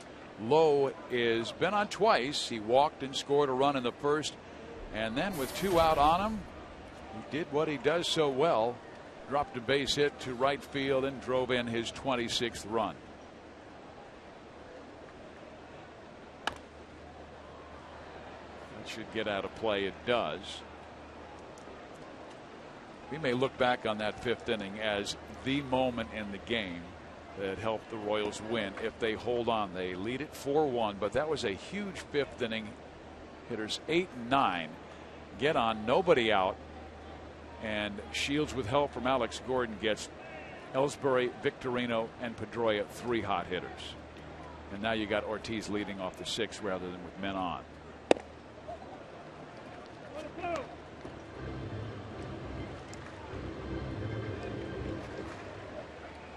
If you got to get yourself into trouble, sometimes you got to pitch your way out of it.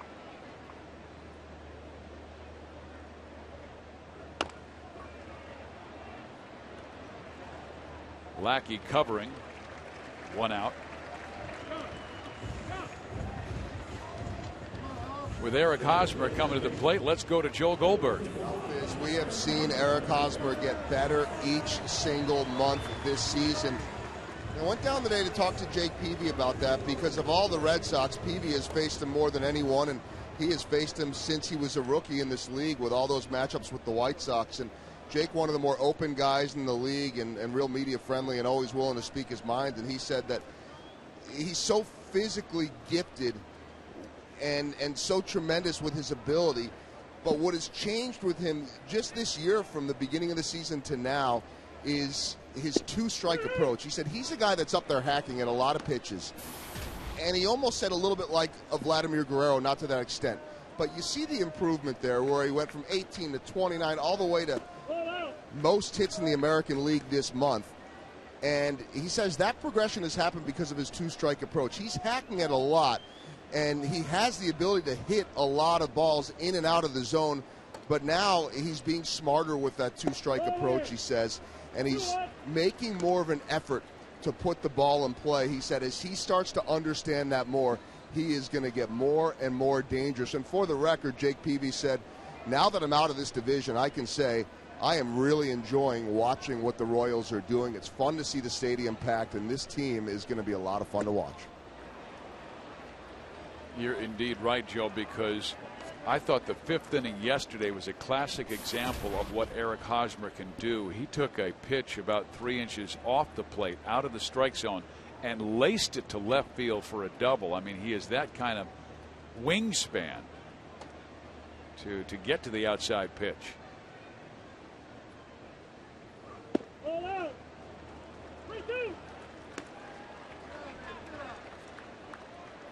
He has 131 hits, most among American League first basemen.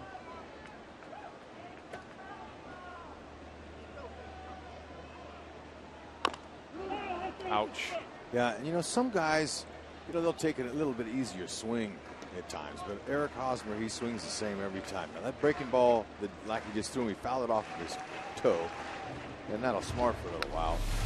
But John's smart. He can't throw him a fastball. It might hurt him. And the way Hosmer swings that bat, he's going to have to walk that one off. And Eric will tell you, you know, a lot of it has to do with he's loading earlier, getting a better weight shift, hitting more off of his back leg. He's doing a lot of mechanical adjustments earlier in the season. Now he'll get another bat.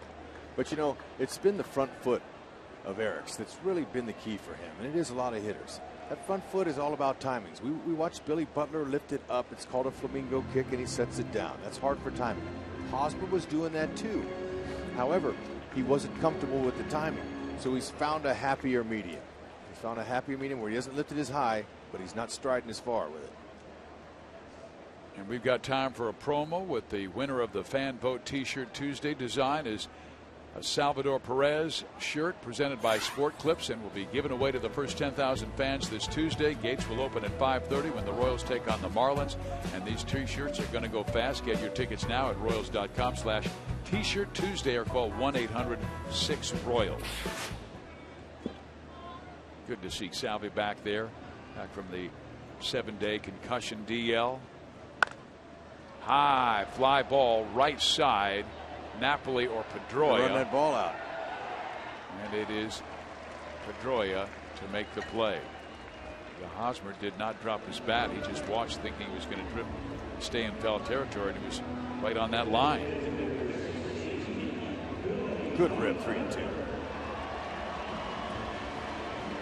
Ball hung up there. Now the wind is blowing out today. We've had a few beautiful evenings here, and today's no different. It's a beautiful day, but the wind is blowing, and that's going to help a hitter like Billy. It's blowing out to left center. Good swing at a first pitch fastball. Strike one. Billy tried to stretch his hit streak to 5 straight games. Came in 9 hits in his previous 17 at bats, but has hit into a double play and struck out looking.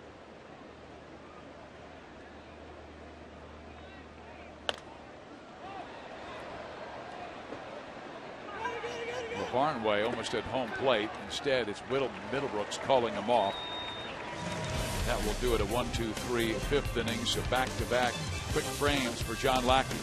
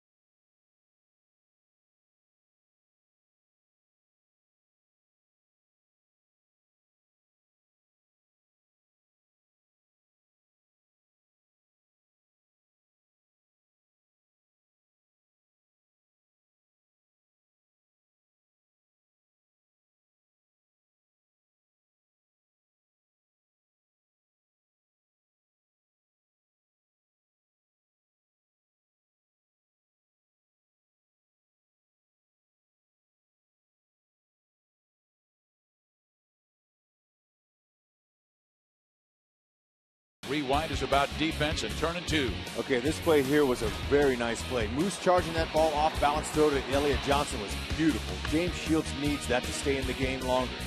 Minus the pitch count, there was another one. 4-6-3. 2 double plays nicely turned by the Royals defense. Is one of the reasons why James's pitch count is manageable.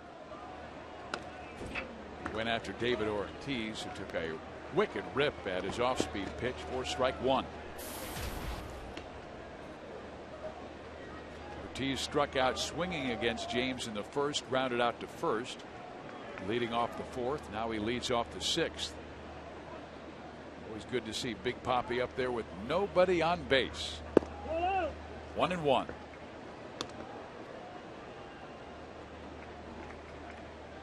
Royals defense, though, only 8 errors their last 31 games. That includes today. They made 1 error today, their first in 44 innings.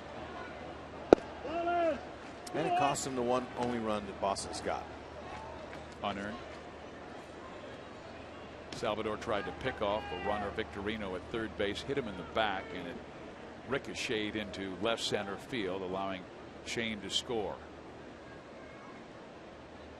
To the right side, Hosmer. He's going to take it. 1 out. Well, we're talking defense, and perhaps the best spokesperson for the D is Greg Holland, who talked with Jeff Montgomery about defense. When you get in a real bind and you got to throw the ball over the plate, it gives the ball a little more life. I think it's something that's hard to explain, but when you're that confident, good things happen.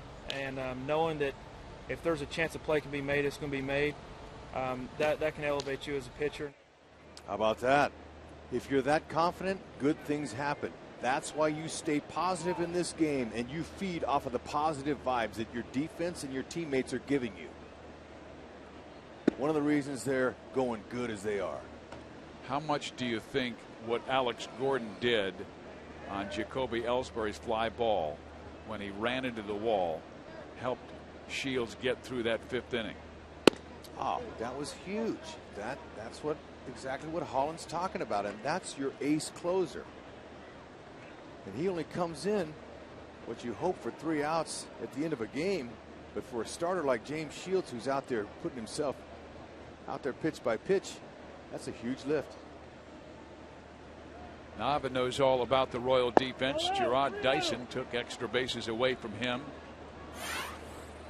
Okay, going full speed and having the ability to slow down just in time before you crash is really special. And look at him. He's saying, you know what, I appreciate that work.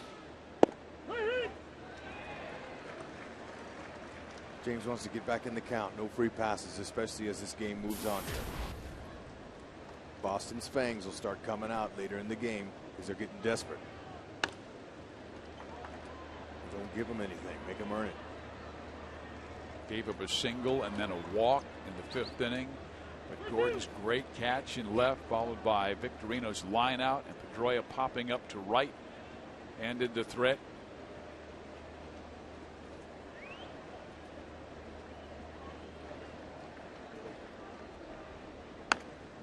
Boy, he fisted that one. Moustakas bare hands, throws. No.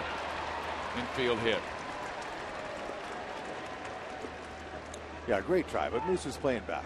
That's all you can do on that. That's a do or die play. But James Shields made him earn that hit. Moose coming in. Not much you can do. That's a desperado play.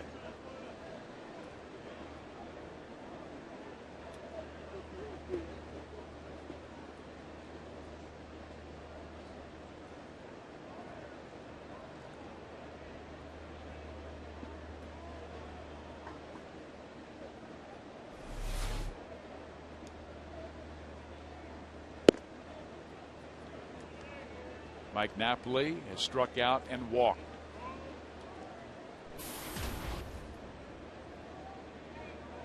Shields' defense has turned 2 double plays in this game that have thwarted Red Sox rallies.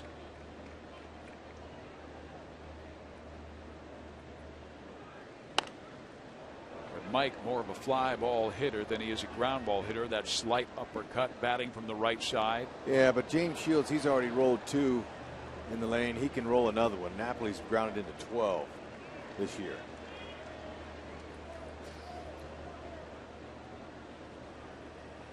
Yeah, Boston's now hit into 98.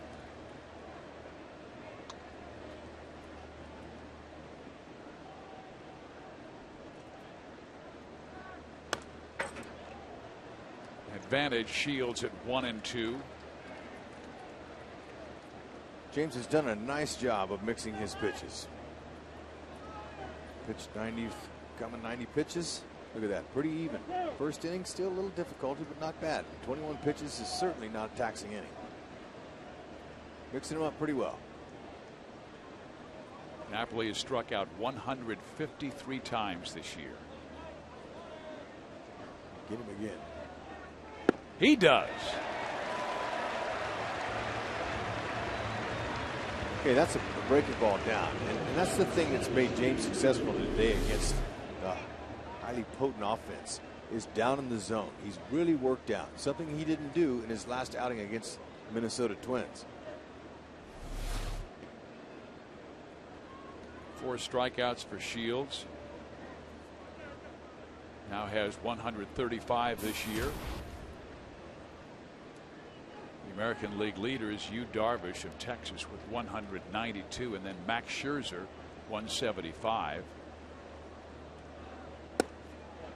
What a year Scherzer's having, 17-1. And that's a byproduct of his offense too. They're able to score him runs. Now he's nasty, he's got great pitches, but if you're not getting any runs, his record could easily be 500.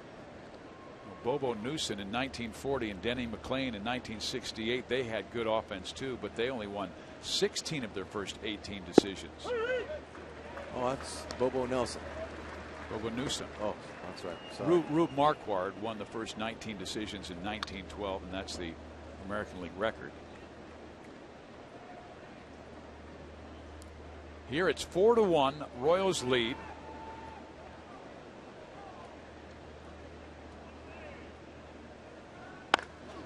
Belted to right field and deep up against the wall. Lowe chasing it down.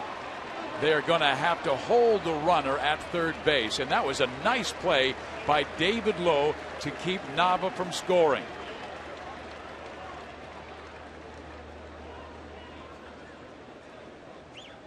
Stephen Drew, and no wonder they're letting him go every day. He's red hot. Now he's not a big home run hitter, but that's a gapper, or excuse me, right down that left field or the right field line that was timely hitting there. It just couldn't score the run. Brian Butterfield, third base coach, good job of holding it. And I really like the play by David Lowe, because if that ball kicks around, it's all of a sudden a 4-2 ball game. Now with 2 outs, he can go to work on Lavarnway, who is a .250 hitter. He's up to his average 9 points to 259 by getting that single in his last at bat. Another big moment in the game, and James goes with a first pitch curveball, beautifully thrown, strike one. Lavarnway, he's been on the ball. He's hit it hard. He did ground into a double play, but he got a single in the 5th inning.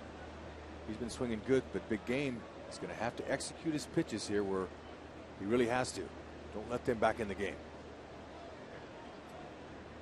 1 ball, 1 strike.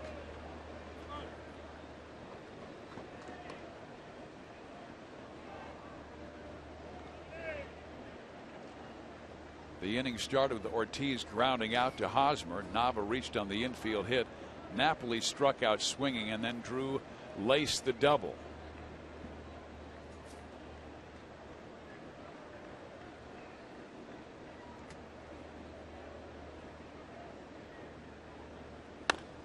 Down the line, that will score 2. And Lavarnway, the kid from Yale, comes through.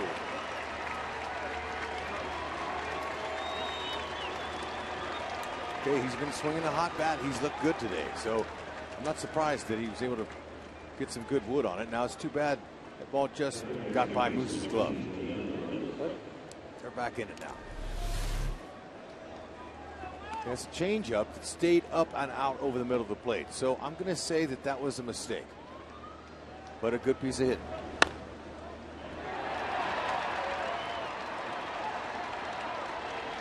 So a 4-1 Royal lead all of a sudden has become 4-3. Bottom of the order doing much greater damage than the top of the order. That is the 5th hit and the 6th time the 7, 8, 9 hitters have been on base.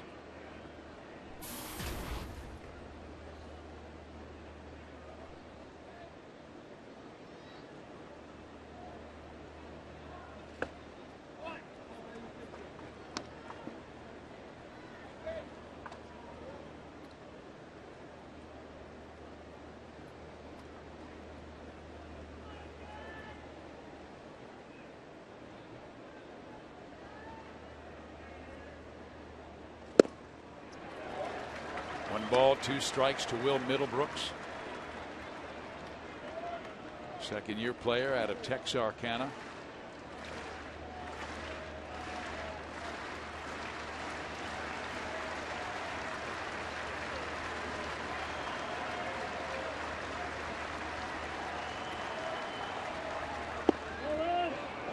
Tried to jam him inside, but taken for a 2-2 count. Yeah, that changeup that Lavarnway hit Had good movement on it, but it was just up and not located exactly where James wanted it. Like that one there, that last pitch there, that's the changeup he wants to finish a guy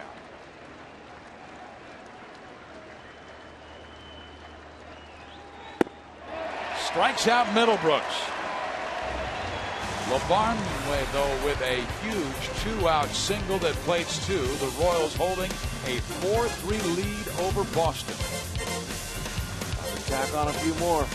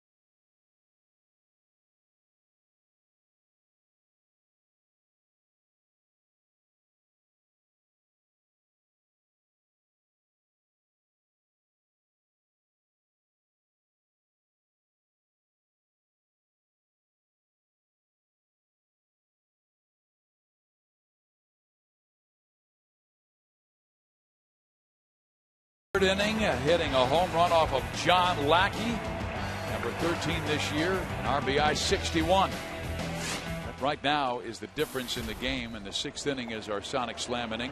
Our contestant is Gary Merritt from Shawnee. If the Royals hit a home run in this inning, Gary will win $600, but if the Royals hit a grand slam, Gary will win $25 grand from Sonic and the Royals.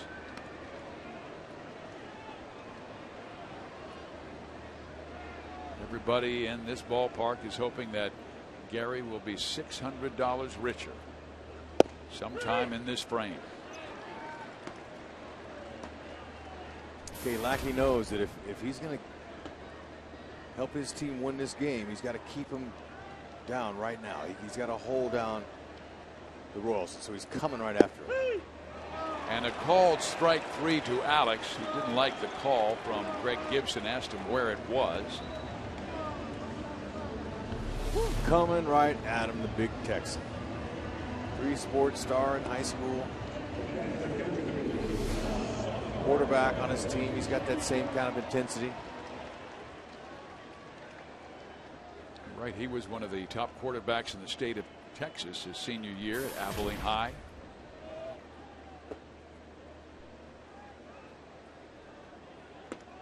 But he chose baseball, was a first baseman / pitcher when he played his collegiate baseball at UT Arlington and then transferred to Grayson Community College. There's a base hit to left field by Salvador Perez. He is 1 for 3. Okay, he's on the ball. His first time up, he laced a ball that Ellsbury caught in center that would have knocked in a run. And he's on the ball on that time too, so good to see Salvi checking back in. Now Mike Moustakas, who has doubled, scored a run and popped up to right field.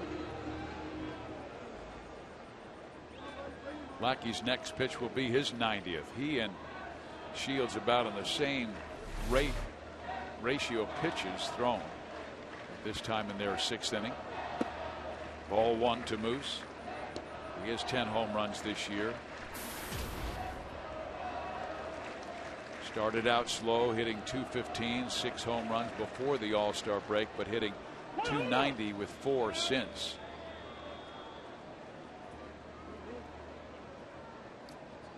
Wind blowing out towards left.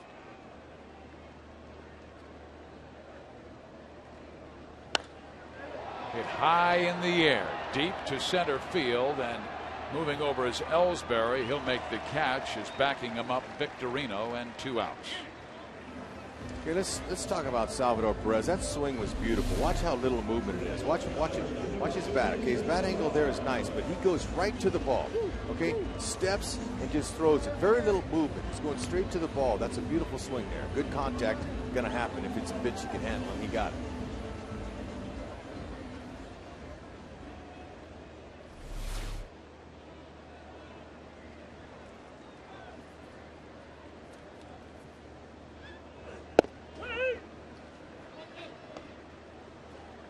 Red Sox right-hander has retired 10 of his last 11. Alcides Escobar last home run April 28th. He lines this one to center field. Has a 8-game hit streak. Perez stops at second. Okay, and that's nice to see Escobar now. He got a sacrifice bunt. He's hit the last 2 balls hard. That base hit there is only one to count. 8-game hitting streak. Go Escobar.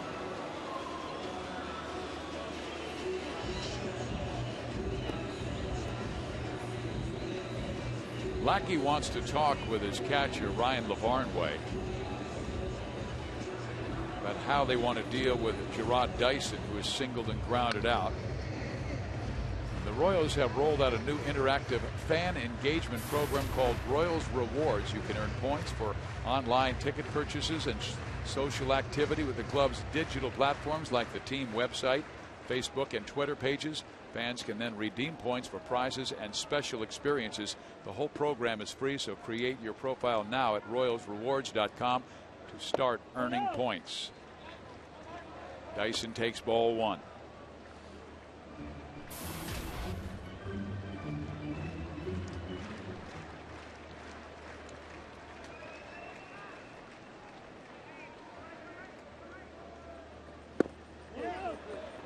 He went. It's a 1-1 count.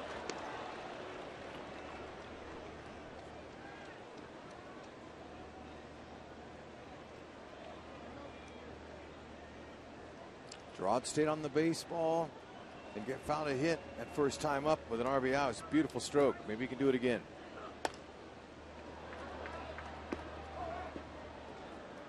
That was with the infield drawn in, and he shot one to right field, scoring Moustakas in the second. He then stole second base and scored on David Lowe's single to right. Okay, Lackey's been throwing high fastballs to Dyson, trying to get him to pop it up.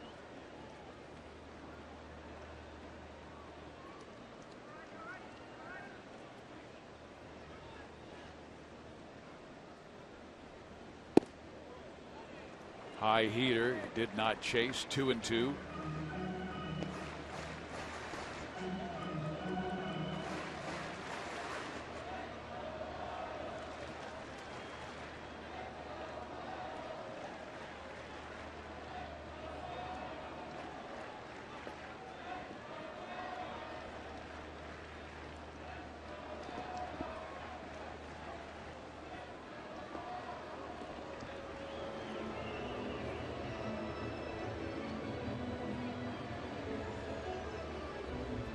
Lackey said he really missed the competition after he suffered that elbow injury, had to have Tommy John surgery in 2011, missed all of last year. He has gotten back on that hill and has been one of the Red Sox horses this year. The 2-2 is a little bit low, and I get the feeling, Rex, that Dyson may not see a fastball. And I say that because Elliott Johnson's on deck, who has really been struggling. And Dyson hitting almost .330 at home this year.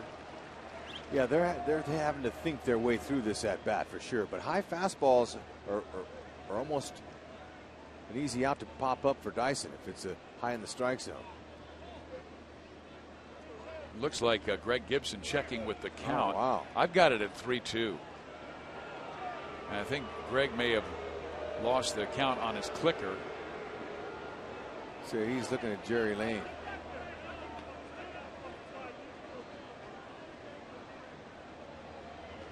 Well, you've got that line, Hud. When in doubt, talk it out.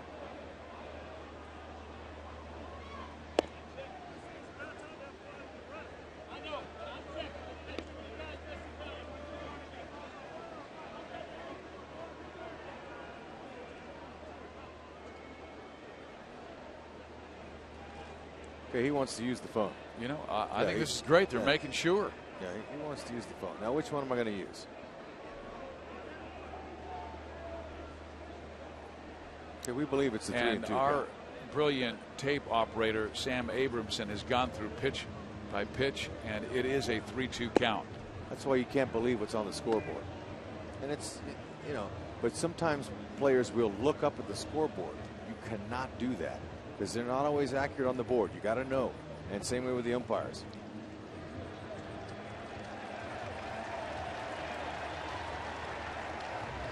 It is a 3-2 count.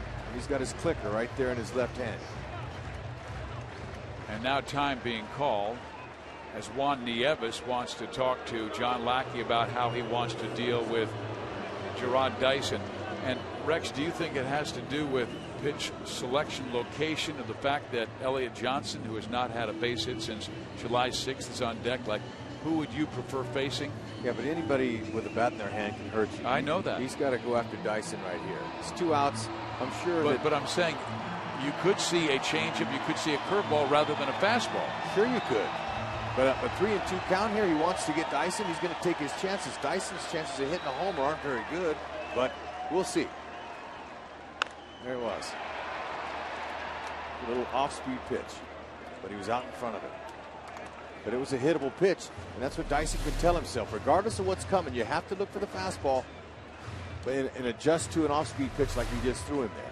Think up the middle. And he hung one. He's up. He wants to throw a strike.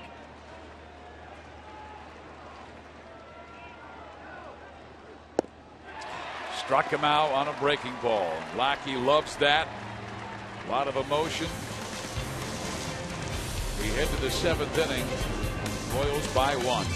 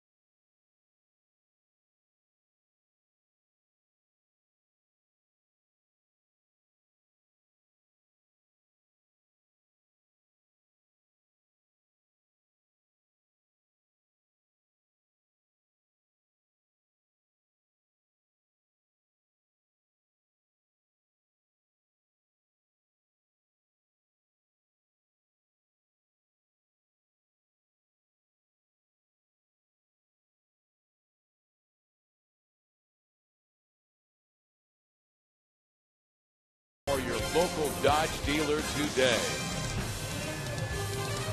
Steve Physiak, Rex Hudler, Joel Goldberg, Jeff Montgomery with you at Kauffman Stadium. Royals with a 4-3 lead. They won the first 2 games of the series, lost last night 5-3, and now 3 tough hitters coming up facing James Shields for the 4th time. Jacoby Ellsbury, Shane Victorino, Dustin Pedroia. If anybody gets on, David Ortiz. Ellsbury 0 for 3. How can that be? Alex Gordon. got a 21-game hitting streak against the Royals on the line here. Well, Billy Butler had that 18-gamer against Minnesota end. So they'd love to keep this tough leadoff guy off the bases. Foul back, and he had a good rip on an off-speed pitch at 85 miles an hour. Yeah, it was a nice inside-out swing. He knows facing a sinker baller with the ball going away from you, if you try to pull it, you're going to roll your top hand and hit a ground ball. Tim Collins starting to warm in the Kansas City pen, likely for Ortiz. 2-1. Shields has now thrown 104 pitches, 59 strikes, 45 have missed.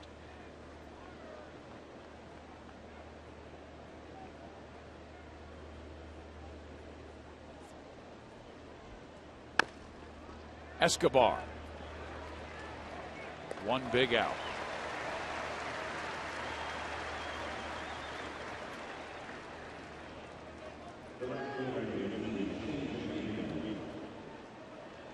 Earlier today, we asked the sprint question, what has been Boston's biggest key in the Red Sox return to first place? 40% said their new manager, John Farrell. Makes a big difference. Went from Bobby Valentine to John Farrell. 69 wins all of last season, 71 already in early August. Now Victorino, and again an interesting story. Here's a guy, switch hitter, batting from the right side against a right-handed pitcher. Is that to take that changeup away? It's got to be. He's doubled, been hit by a pitch on an 0-2 count, and lined out.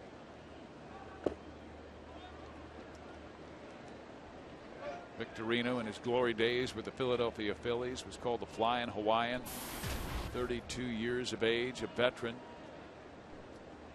Hitting over 340 his last couple of weeks to raise his average to 285. 3-0. Ouch.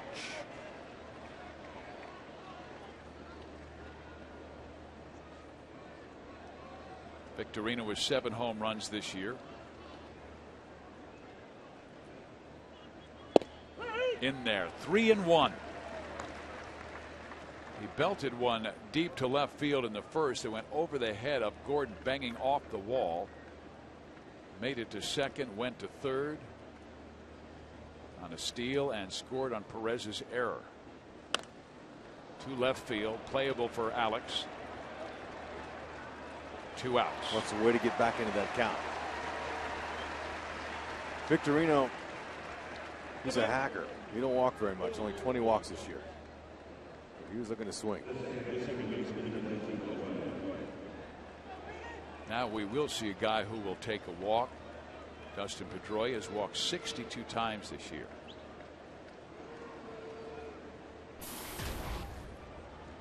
He's been able to control the first 4 hitters in the Red Sox lineup. At the bottom of the order, a different story. Hitters 7, 8, and 9 have been on 6 times. 5 hits, 1 walk, a couple of RBIs, a run scored. Pedroia is 0 for 2 with a walk. 1-1. Royals would love to see Big Papi leading off an inning and maybe just having to face him one more time. They'd love to see him lead off the 8th. He went. You know, it's just great to see the adjustments that James Shields made from his last start to this start.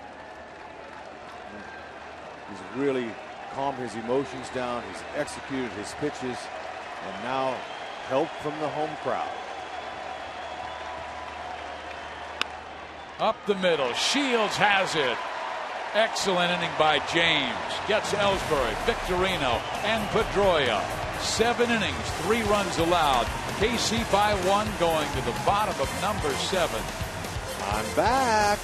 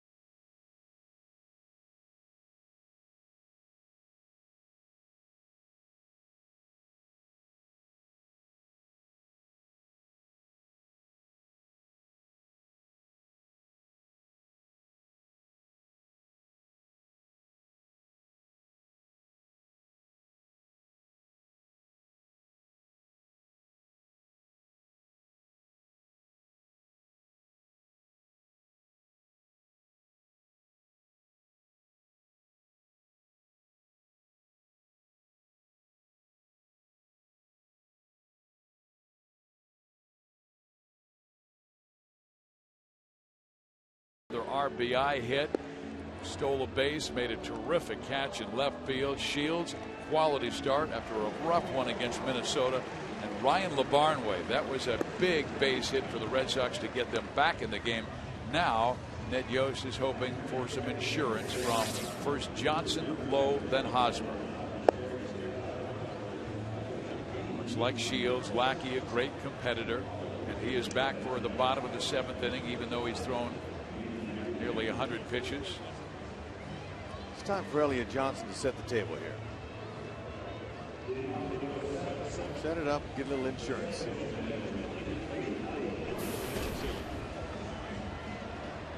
Batting average has dropped to 185. Strikeout, pop up. He actually rocked a couple of balls in his last at bat down the right field line and also down the left field line where he barely missed a double. Where they'd love to get a guy with his speed on to lead off this 7th. It would. Now this is a good time if he wants to try a bunt or attempt one. It's a good opportunity to, especially to first base. I'd like to see him pull Napoli off that bag and walk in there.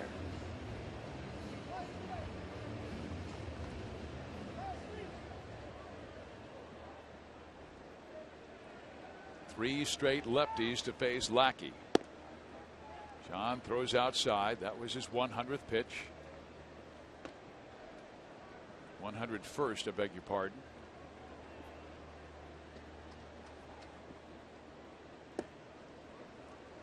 One ball, one strike.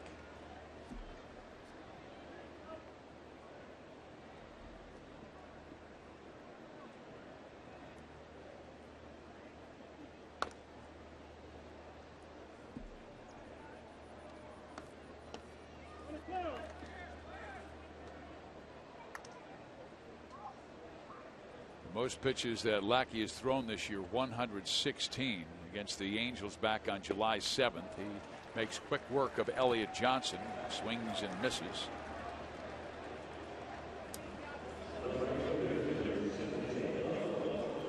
Our AT&T trivia question: who are the 5 active players with between 400 and 500 career home runs? Interesting question. Yeah, it is. They always are. They're good. Love the fans' participation at home. Well, Big Papi's got 423. Lowe fouls it off. David, a productive game. The walk, a single, an RBI, a run scored. He's also stolen a base. How about Jason Giambi? Does he have that many? A-Rod? Well, A-Rod isn't between 400 and 500, so I'm guessing you have to between 400 and 500 home runs. A-Rod's got over 600. He hit one today. Yankees 4-4 tie with Detroit in the 9th inning. And those Tigers are relentless, and Cleveland finally won. Their long losing streak of 6 games has ended with a 6-5 victory over the Angels today. Gutierrez with the win over Albers. Oh, what a play by the first baseman, Napoli. That would have been 2.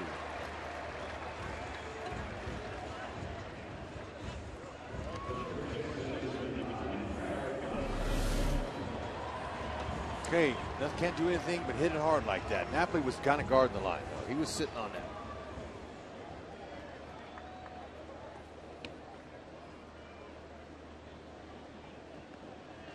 Okay, he's turned out to be a more than adequate first baseman for the Red Sox.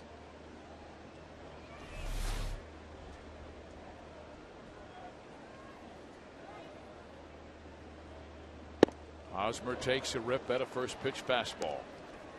Eric 0 for 2. Walked his first time up, then bounced out to Lackey and popped up to the second baseman Pedroia. So he's gone back-to-back fastballs, one up, one in. Collins continues to throw for Kansas City in their pen. Or John Lackey with great work. He gave up a run in the first, 2 in the second, 1 in the third. He said that was it. Nice job.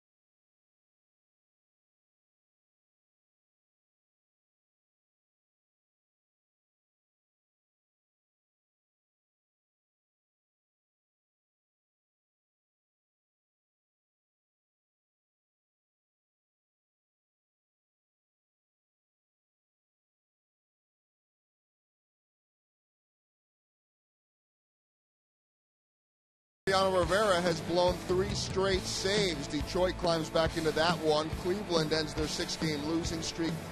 Oakland leading Toronto, so Royals need a little help from John Gibbons' Blue Jays. Minnesota all over Chicago, Texas shutting out Houston, and Atlanta doubling up the Miami Marlins, who come here for the next 3 at the K. Our Mazda game break takes us to Cleveland. It has been a rough year for the Angels, although they've already won this series, but the bullpen falls apart. Home runs from Nick Swisher, a 2-run shot in the 6th inning. Now it's 5-2. And former Royal Mike Aviles, a 2-run shot of his own. And they would end up coming back to win this thing. Michael Bourne with the go-ahead in the 7th. And the Indians win this one and end their slide. Hey, guys, more notes on that game with the Yankees. Mariano Rivera mentioned 3rd straight blown save, first time in his career. This was his 1,088th relief appearance in his career, and only the 5th time that he has given up multiple home runs in an appearance. Wow. Holy cow.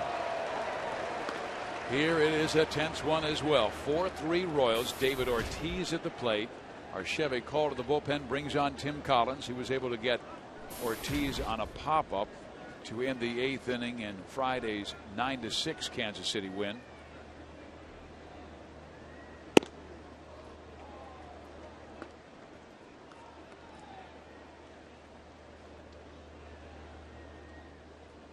Red Sox took the early lead in the 1st. The Royals came back with a run in first, 2 in the 2nd, 1 in the 3rd. Boston got a 2-run single from Lavarnway in the 6th to make it 4-3. 2-1.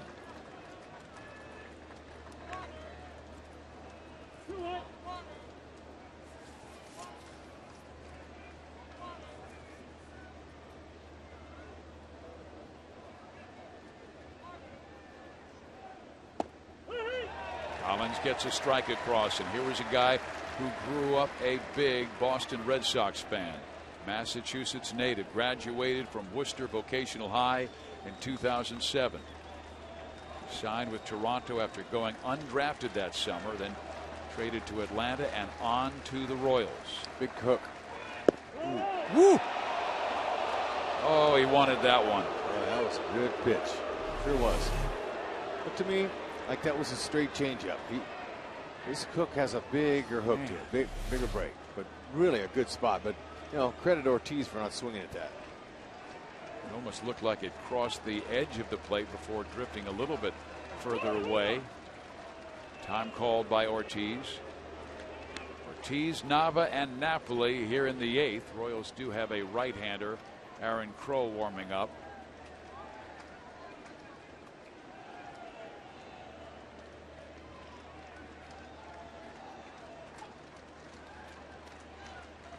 Make a pitch. He took a rip at a 93-mile-an-hour fastball, and David thinking, man, I should have been able to strike that one better. Got just underneath. Well, that was the one he wanted. Now he knows that Collins has a straight changeup or even a curve. Now, however, that curveball, it's a field pitch. He didn't want to walk Big Papi, so he's got to throw something that he feels like he can get a strike, a low strike in there. In the air, left side, Alex Gordon. He will get there. Tell you what, the defense has been beautiful again today. Let's go back to Friday night. We'll show you a really heads-up play by Moustakas. This is a pennant race play right here. Pedroia grounds it in there. Moose could have taken the out at first. Instead, he gets the second runner over there to keep him out of scoring position. This was really heads up. Fans are geeked about the defense, and so is his pitchers, and they should be. How about the bullpen? They added 3 more scoreless innings last night. Lou Kochaver, Donnie Joseph getting the work. Joseph then sent down to Omaha. Wade Davis activated, and Ned Yost will come out. He's bringing on Johnny Gomes, a right-hander, so Ned wants to counter with Aaron Crow, who's been warming up this entire inning just in case, not only for Gomes, but for Napoli, who will follow. Good job by Tim.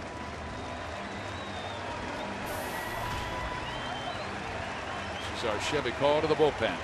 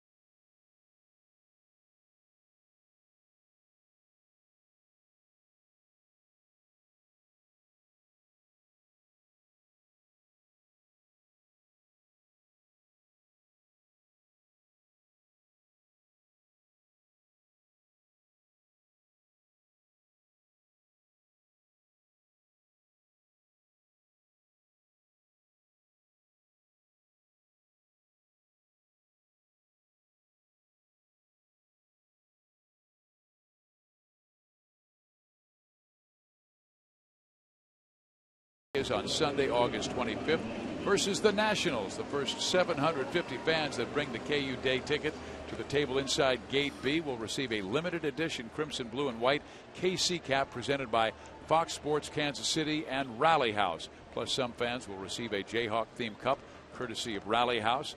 So go to Royals.com/KU for tickets and join your fellow Jayhawks at the ballpark on August 25th. Aaron Crow, a Missouri Tiger, will face Johnny Gomes out of Petaluma. And Aaron has had a difficult time getting first batters out. 18 of the 44 first batters he's faced have been able to reach. Throws ball one to Gomes. Gomes is dangerous. This guy's got 4 pinch hit home runs this year. .375 average, that leads the majors. 1 ball, 1 strike. Aaron was called on with 1 away in the 7th inning of a 4-2 game against the Twins on Wednesday night. And after back-to-back singles by Dozier and Carroll, he was able to end the inning without any damage thanks to a brilliant 3-6-1 double play off the bat of Morneau. Just low, 2-1. 2 power hitters, and Gomes here and Napoli next.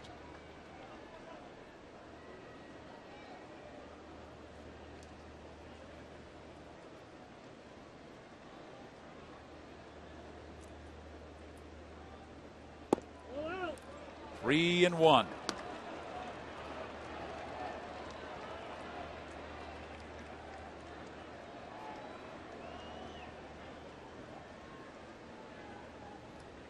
Fastball's what he loves, and he's looking for one. He'll pull him. He'll go to opposite field if he has to, but he's opened up with his stance, and he's really looking for something in. That is not what Aaron wanted to do. Put the tying run on. He continues to struggle with first batters faced. That's now 19 of the 45 have reached. And he will face Napoli, who has 14 home runs and 67 RBIs. Told you before, it's almost like a heavyweight fight in baseball. 7 hits apiece for each team. Royals holding on. Crow delivers strike 1 to Napoli. Royals defense has turned 2 double plays in this game. Looking for another one here. Napoli's grounded into 12. Fastballs and sliders.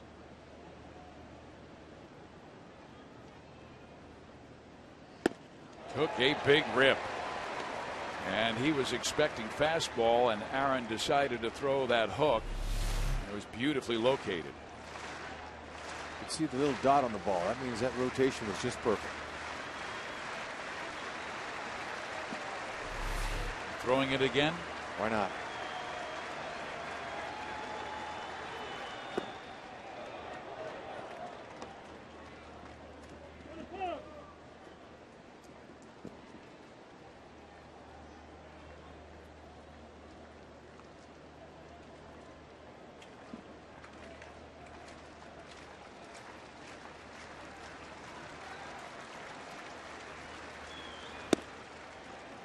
Balls, 2 strikes.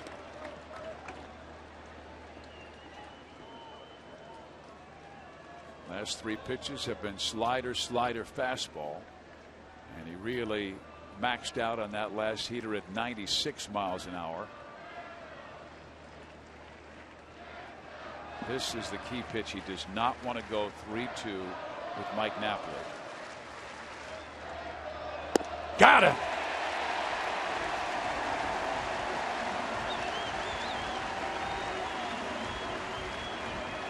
All right, he stayed with it. If you're going to get beat with your best pitch. Napoli couldn't hold it back. So he's not out of the woods yet. Drew is a very hot hitter. He's got a couple of hits today. He has a 12-game hit streak. Batting over .430 in that time. The single and double today, both well struck. Strike one.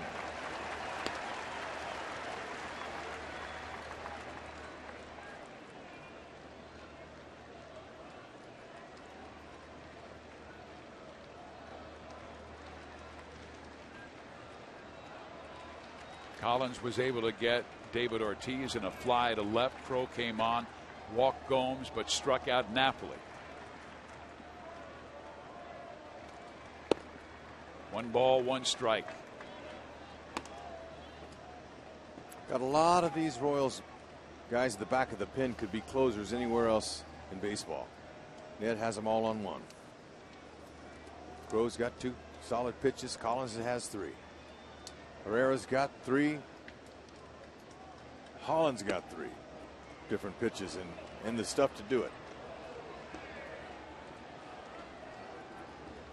Coming into this game, the Royals relief corps has worked 18 innings, allowing just a run on 10 hits with 6 walks and 21 strikeouts, an 0.5 ERA. Aaron gets back in the count, throwing a wicked breaking ball that Drew is able to top off to the left side. 2 balls, 2 strikes. Okay, now if you're not taking one off the mask, taking one off part of your body, and for that time it was his left arm, Salvador. Let's watch where he gets this. Ooh, yeah, right off the forearm. Ouch. But what's interesting is Salvador Perez with his baseball hat on turned backwards. That's old style. You know, you never see that anymore, but they have helmets to cover it, and he has that new helmet on today. Crowd picks up at the K. Time to go. Tying run at first. 2 out. 2 balls, 2 strikes to Stephen Drew.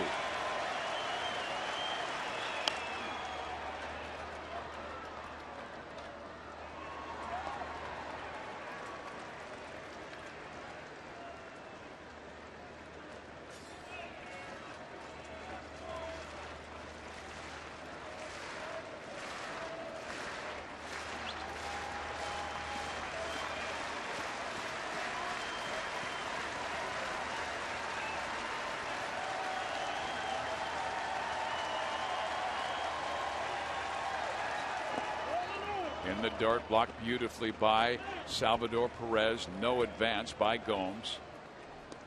He'll be going here.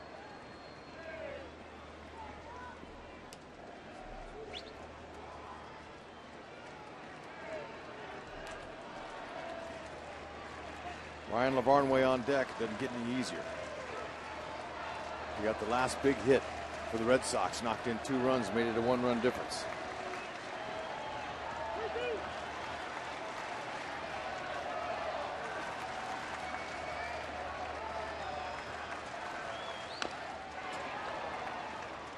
He's trying. Crow is shaken off a couple of times, so it's not that him and Salvi aren't on the same page. I think there's a little deception going there. He's trying to get into Drew's head. His 2 pitches, you know, you're going to look fastball if you're Drew. Try to adjust to the slider if it's up in the zone. Slider for a strike. He struck him out.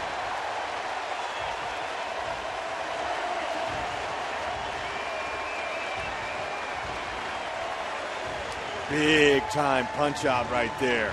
Aaron Crow coming through. Time for a little more insurance.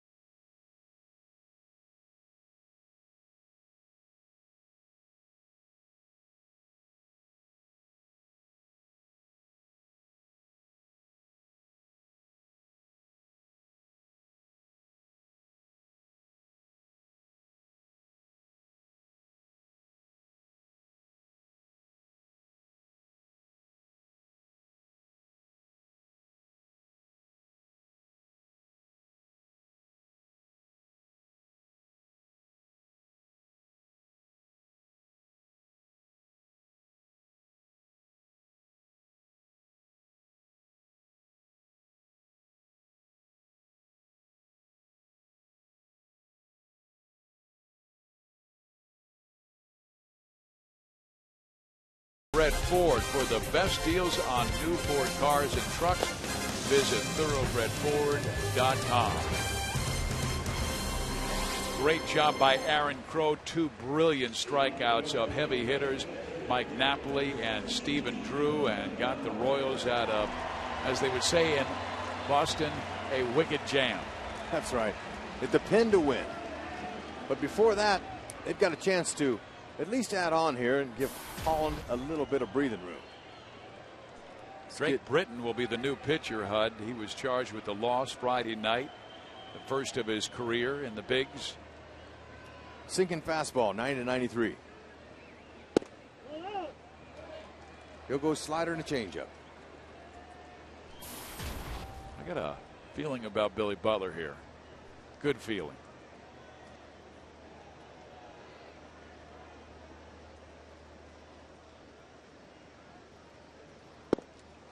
One ball, one strike. Okay, nice changeup there. Britton began this season with Double-A Portland, where he was an Eastern League All-Star. He was promoted to Pawtucket a little more than a month ago and made his Triple-A debut on the 9th, and then promoted to the big leagues. The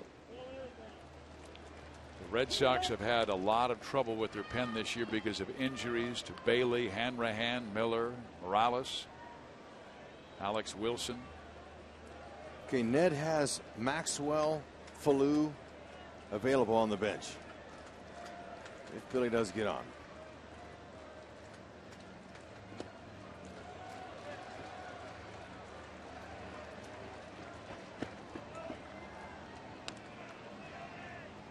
Well, he's going to have to be a little more aggressive with this pitch to Butler. Butler 11 hits on the homestand coming into this game, 0 for 3 today.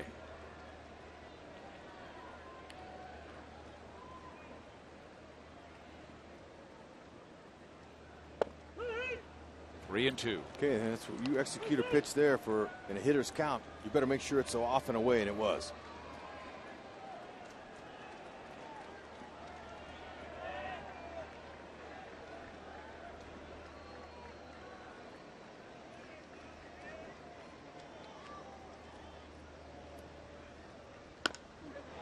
Whack to left field.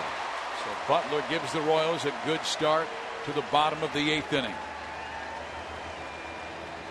Time to answer our AT&T trivia question. It's all about power hitters, 400 to 500 career home runs, and the answer is Pujols, Giambi, Dunn, Canerco, and Big Papi. You even had it in that order. Look, amazing. That's a pretty easy question because these guys are all greats. And you just go ahead and think about some of the greats that are in the game as far as power goes, and that's pretty easy.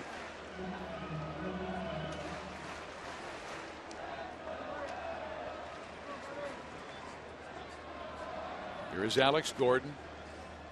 Justin Maxwell at first base, pinch running for Butler.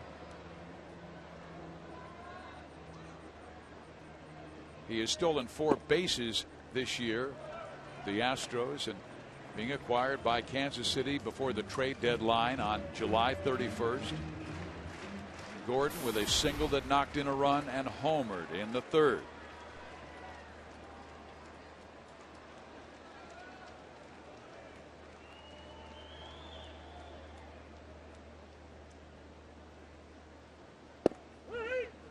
One ball, one strike.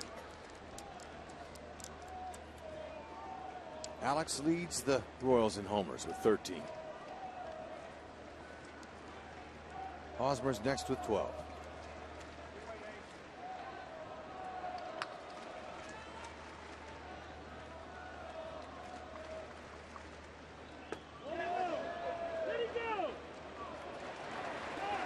Okay, it's the way Alex held that swing there. Nice job of keeping the bat head back, so it appeared to Alan Porter, the third base umpire, that he didn't go out and check the swing or commit.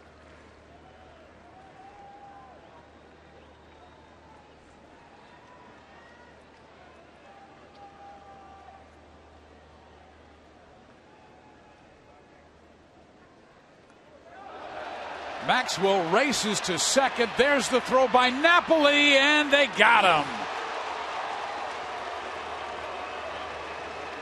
Okay, just didn't get away from Napoli far enough. Maxwell, good opportunity, and just couldn't get there. Napoli's throw was a little high. I thought he had a chance to slide under it, but it was a good tag by Stephen Drew.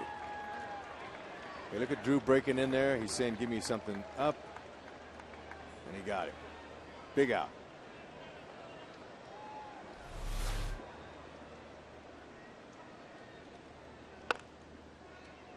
And by the way, fans, you can vote for the Royals Player of the Month, sponsored by Majestic and Rally House. Vote at Rally House stores and get a chance to go on field and meet the winning player. Greg Holland.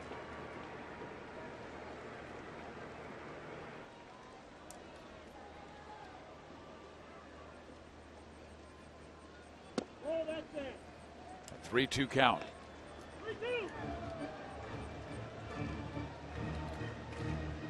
Royals at 60 and 54, trying to climb back to 7 over 500. The Red Sox 71 wins, 49 defeats, first in the East.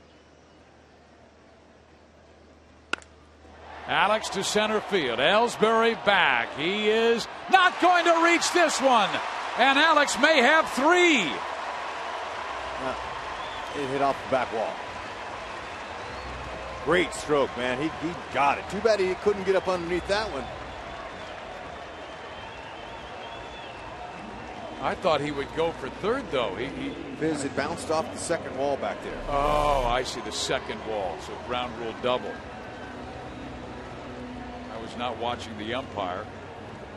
It's all right. It was a great effort there by Jacoby Ellsbury, but even a better stroke by Gordon. Way to get out there and score in position with 1 out. And Salvador Perez, one of the best clutch hitters on the team. 349 batting average with runners in scoring position. That extra run sitting out there is huge against the Red Sox. And it is a shame that Maxwell was thrown out at second base. So Alex with a single, a home run, a double in this game. They will intentionally walk Salvador Perez to get the lefty-lefty matchup they want with Moustakas. Yeah, well, this is a strategic move that managers make late in the game with a first base opener. They're going to take their chances.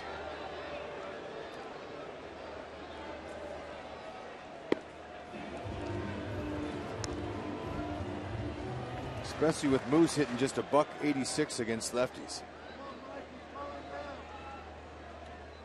Salvador Perez hitting .242, so you know the numbers don't exactly add up for a good matchup here.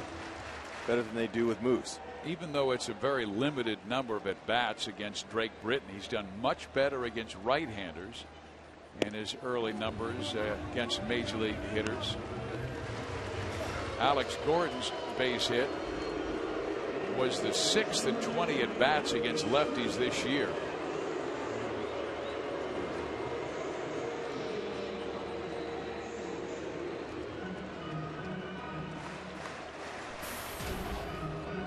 John Lackey was able to squelch Royal rallies.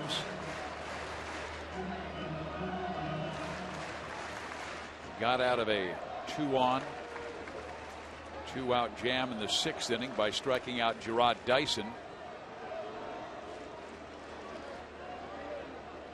Okay, Moose can look for something out over any kind of mistake and can shorten up his swing like he's been doing lately. He'll get some base hits to the left field. He hit a double his first time up and popped up to the center fielder and right fielder in his next 2 times.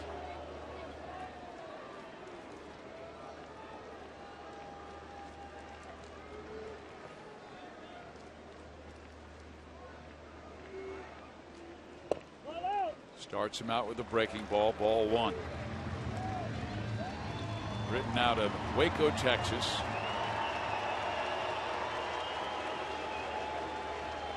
24-year-old lefty.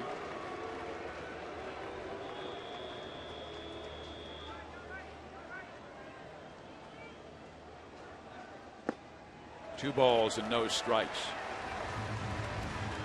no one up in the Boston bullpen. As a matter of fact, they are just right now getting a right-hander up.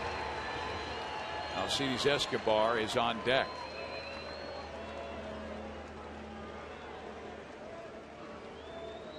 Okay, be ready to hit here. Just stay level with the stroke. Find a hole.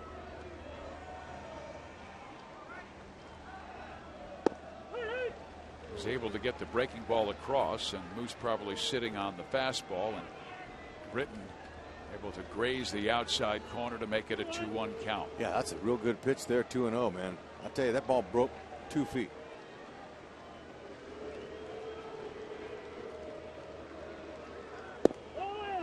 Three and one.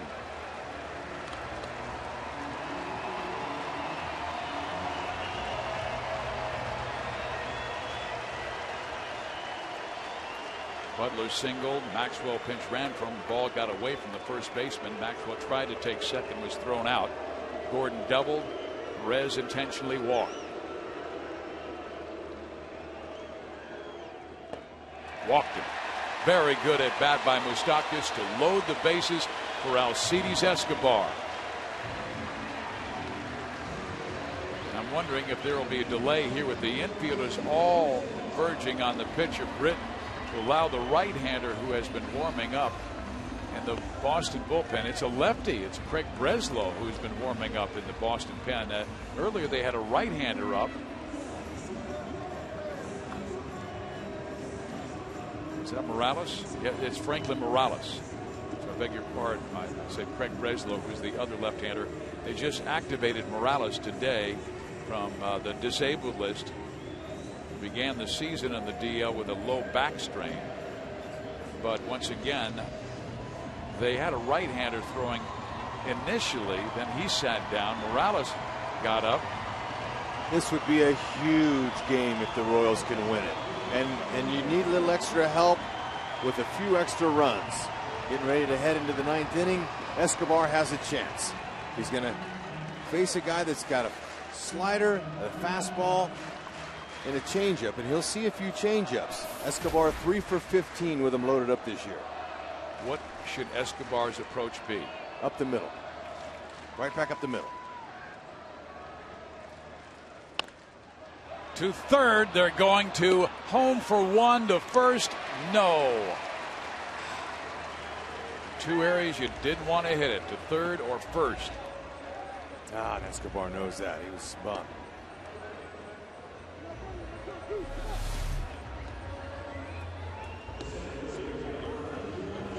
Thankfully, he got out of that box quickly. There was no chance for Varnway to get him at first base on the double play. Dyson was up in the 6th inning with 2 on, struck out swinging against John Lackey.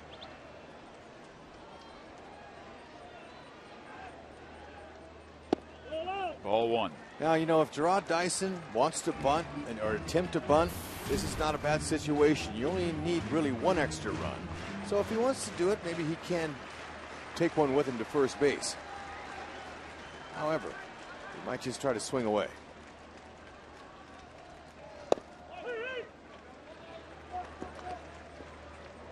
He starts him out with a breaking ball that misses, then a fastball that makes it.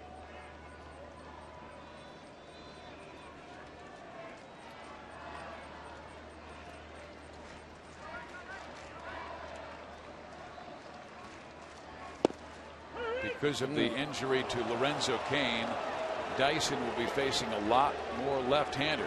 So this is an opportunity for him. Sure is. He's going to have to deal with all those big breaking balls that caught the corner.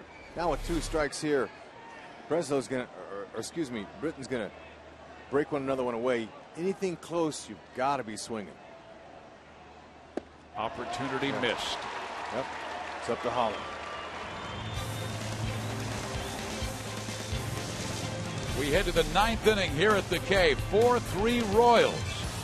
Greg Holland against the Boston Red Sox. He's done it in the past. And he will have to go through the bottom of the order when we come back.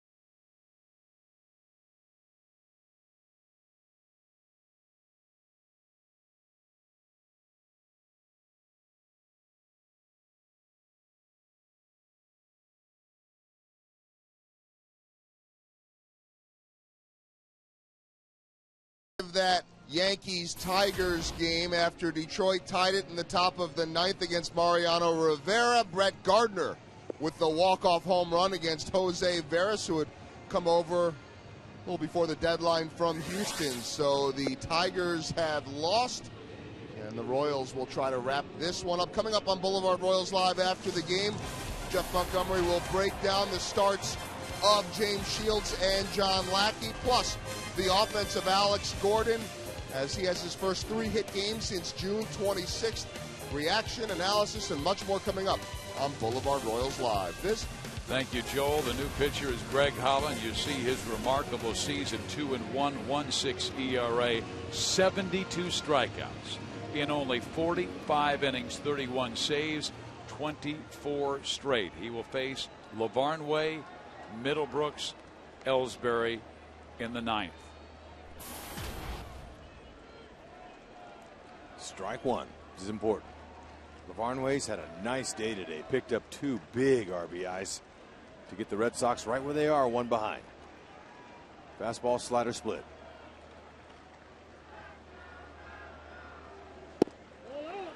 Misses with ball 1.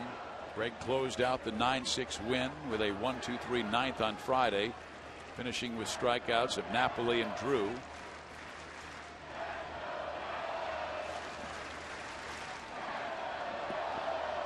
Familiar chant we've heard at the K all week long. Let's go Royals.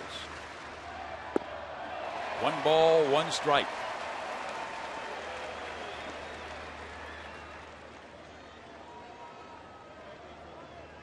Outfield playing straight up. Infield as well. Waiting for any chance to make a play behind Hollins, who said earlier that he's very confident. And when that happens, good things happen.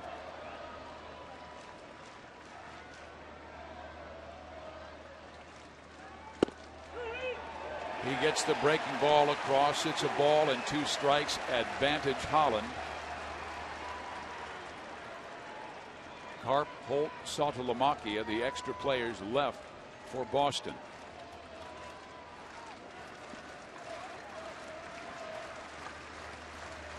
Split finger slider time. A little slow roller. Escobar charges. Quick toss. Got him. 1 out.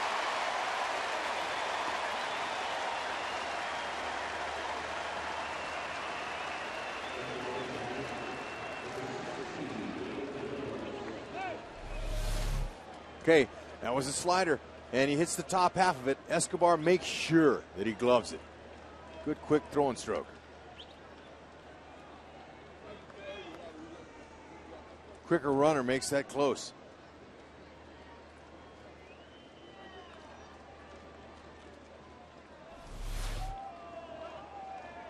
Now a tough power hitter in Will Middlebrooks. 1 for 2 today. Single and a strikeout. He's also walked. He went on that first pitch slider. He was guessing first pitch fastball. This is a guy you can strike out a lot. Last year, even though he hit .288 with 15 home runs, he struck out 70 times and walked only 13.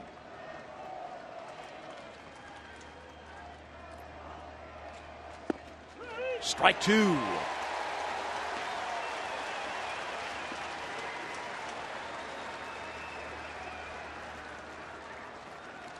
Greg leads the major leagues with 24 saves since May 30th, just ahead of Baltimore's Jim Johnson.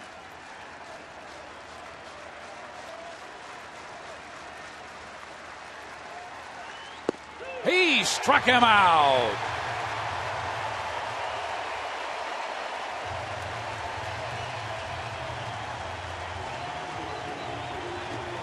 '73 strikeouts now.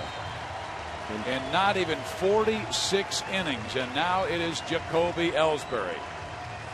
Fans at the K have really turned out to see this wonderful performance against really one of the best teams in all of baseball.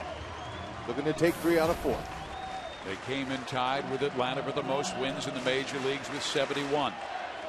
The surging Royals have won 15 of their last 18, trying to go 18-5 since the All-Star break. Strike 1 to Ellsbury.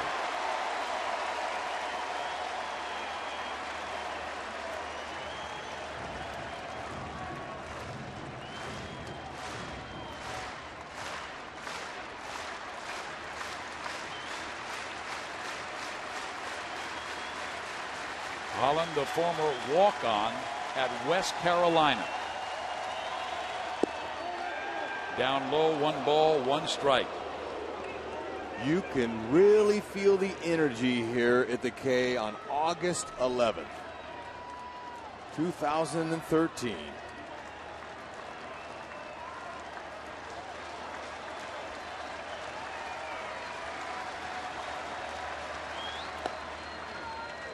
Two balls and 1 strike.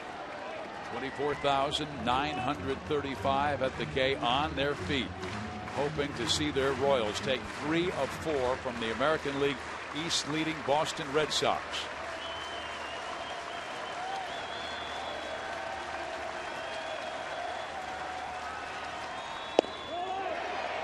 Barely misses outside.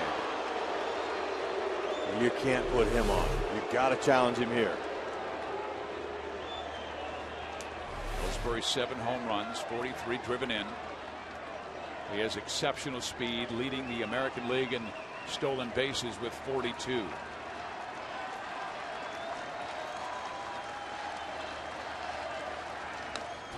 He's back in the count at 3-2, and it was a fastball at 98. And Ellsbury came away shaking his fist, saying, "That was the pitch I wanted." It was, and he had it just off of it, a tick.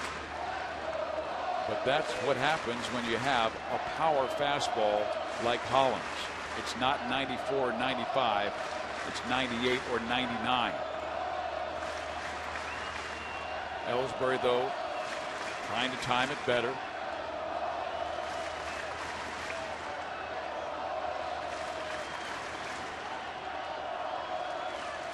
What a win! A great series by the Royals over Boston. Greg Holland with his 32nd save and 25th in a row.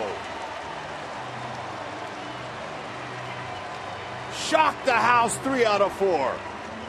Beautiful exhibition today. Salvador Perez is back. Gordon, big time home run. James Shields, he showed up today. What a huge win. Alex Gordon with a terrific game as well, with a single, a double, a home run. And Rex, one of the toughest catches we've seen this year, where he slammed into the wall in left field and helped James Shields with the victory. Here's our fourth player of the game and plays of the game. That's right. Back in the 3rd inning, 13th home run. It was a beautiful bomb. It went way out of here. Forearm bashes galore. And this play here, oh, the catch really picked up James Shields. That was a timely catch with great opportunity. Shields on the go. But how about Alex Gordon? He wasn't done. He says, I'm going to get me a ground wheel double over the center field fence. It's fantastic. And Alex Gordon is not done yet, because he is with Joe Goldberg. Fizz, thank you very much, and a great day for Alex. First 3-hit game since June 26th. The defense was fantastic. It was a night after Nebraska night, but I'm sure all those Husker fans are enjoying it wherever they're at, and some of them here. But first off, just the ability to beat one of the best teams in the American League and win a series against them. How are you guys able to do it? Yeah, it was huge. We know we got to win ball games right now, and to beat these guys, one of the best teams in the big leagues right now, is a big win. We got off to an early lead, and then bullpen closed the door. So just a good series by us, and hopefully we can keep it rolling. You've played in a lot of games here in a Royals uniform, and oftentimes in August, not a lot at stake. But what has this weekend been like in front of huge crowds? Has it felt like a playoff type of atmosphere every single pitch? Yeah, we got a long ways to go, but we're excited where we're at right now, and the fans are great. It's fun to come out on a Sunday with a full crowd. So they're behind us, and we're playing well, and it's a lot of fun. And finally, just the ability to make plays out there. We've talked about how good your defense is, but whether it be stepping to the plate or crashing into the wall there in left field and making the plays, how much are you all feeding off each other now in trying to keep guys like Shields in the game, who was so good for you? Yeah, we got all 9 guys out there playing hard, trying to pick each other up, and that's where we're playing right now. We're we got good chemistry, we're having fun, and it's a lot of fun. Yeah. Great job today. Thanks. Alex Gordon with 3 hits and spectacular defense as always. Fizz, let's go back upstairs to you. Joel, thank you very much.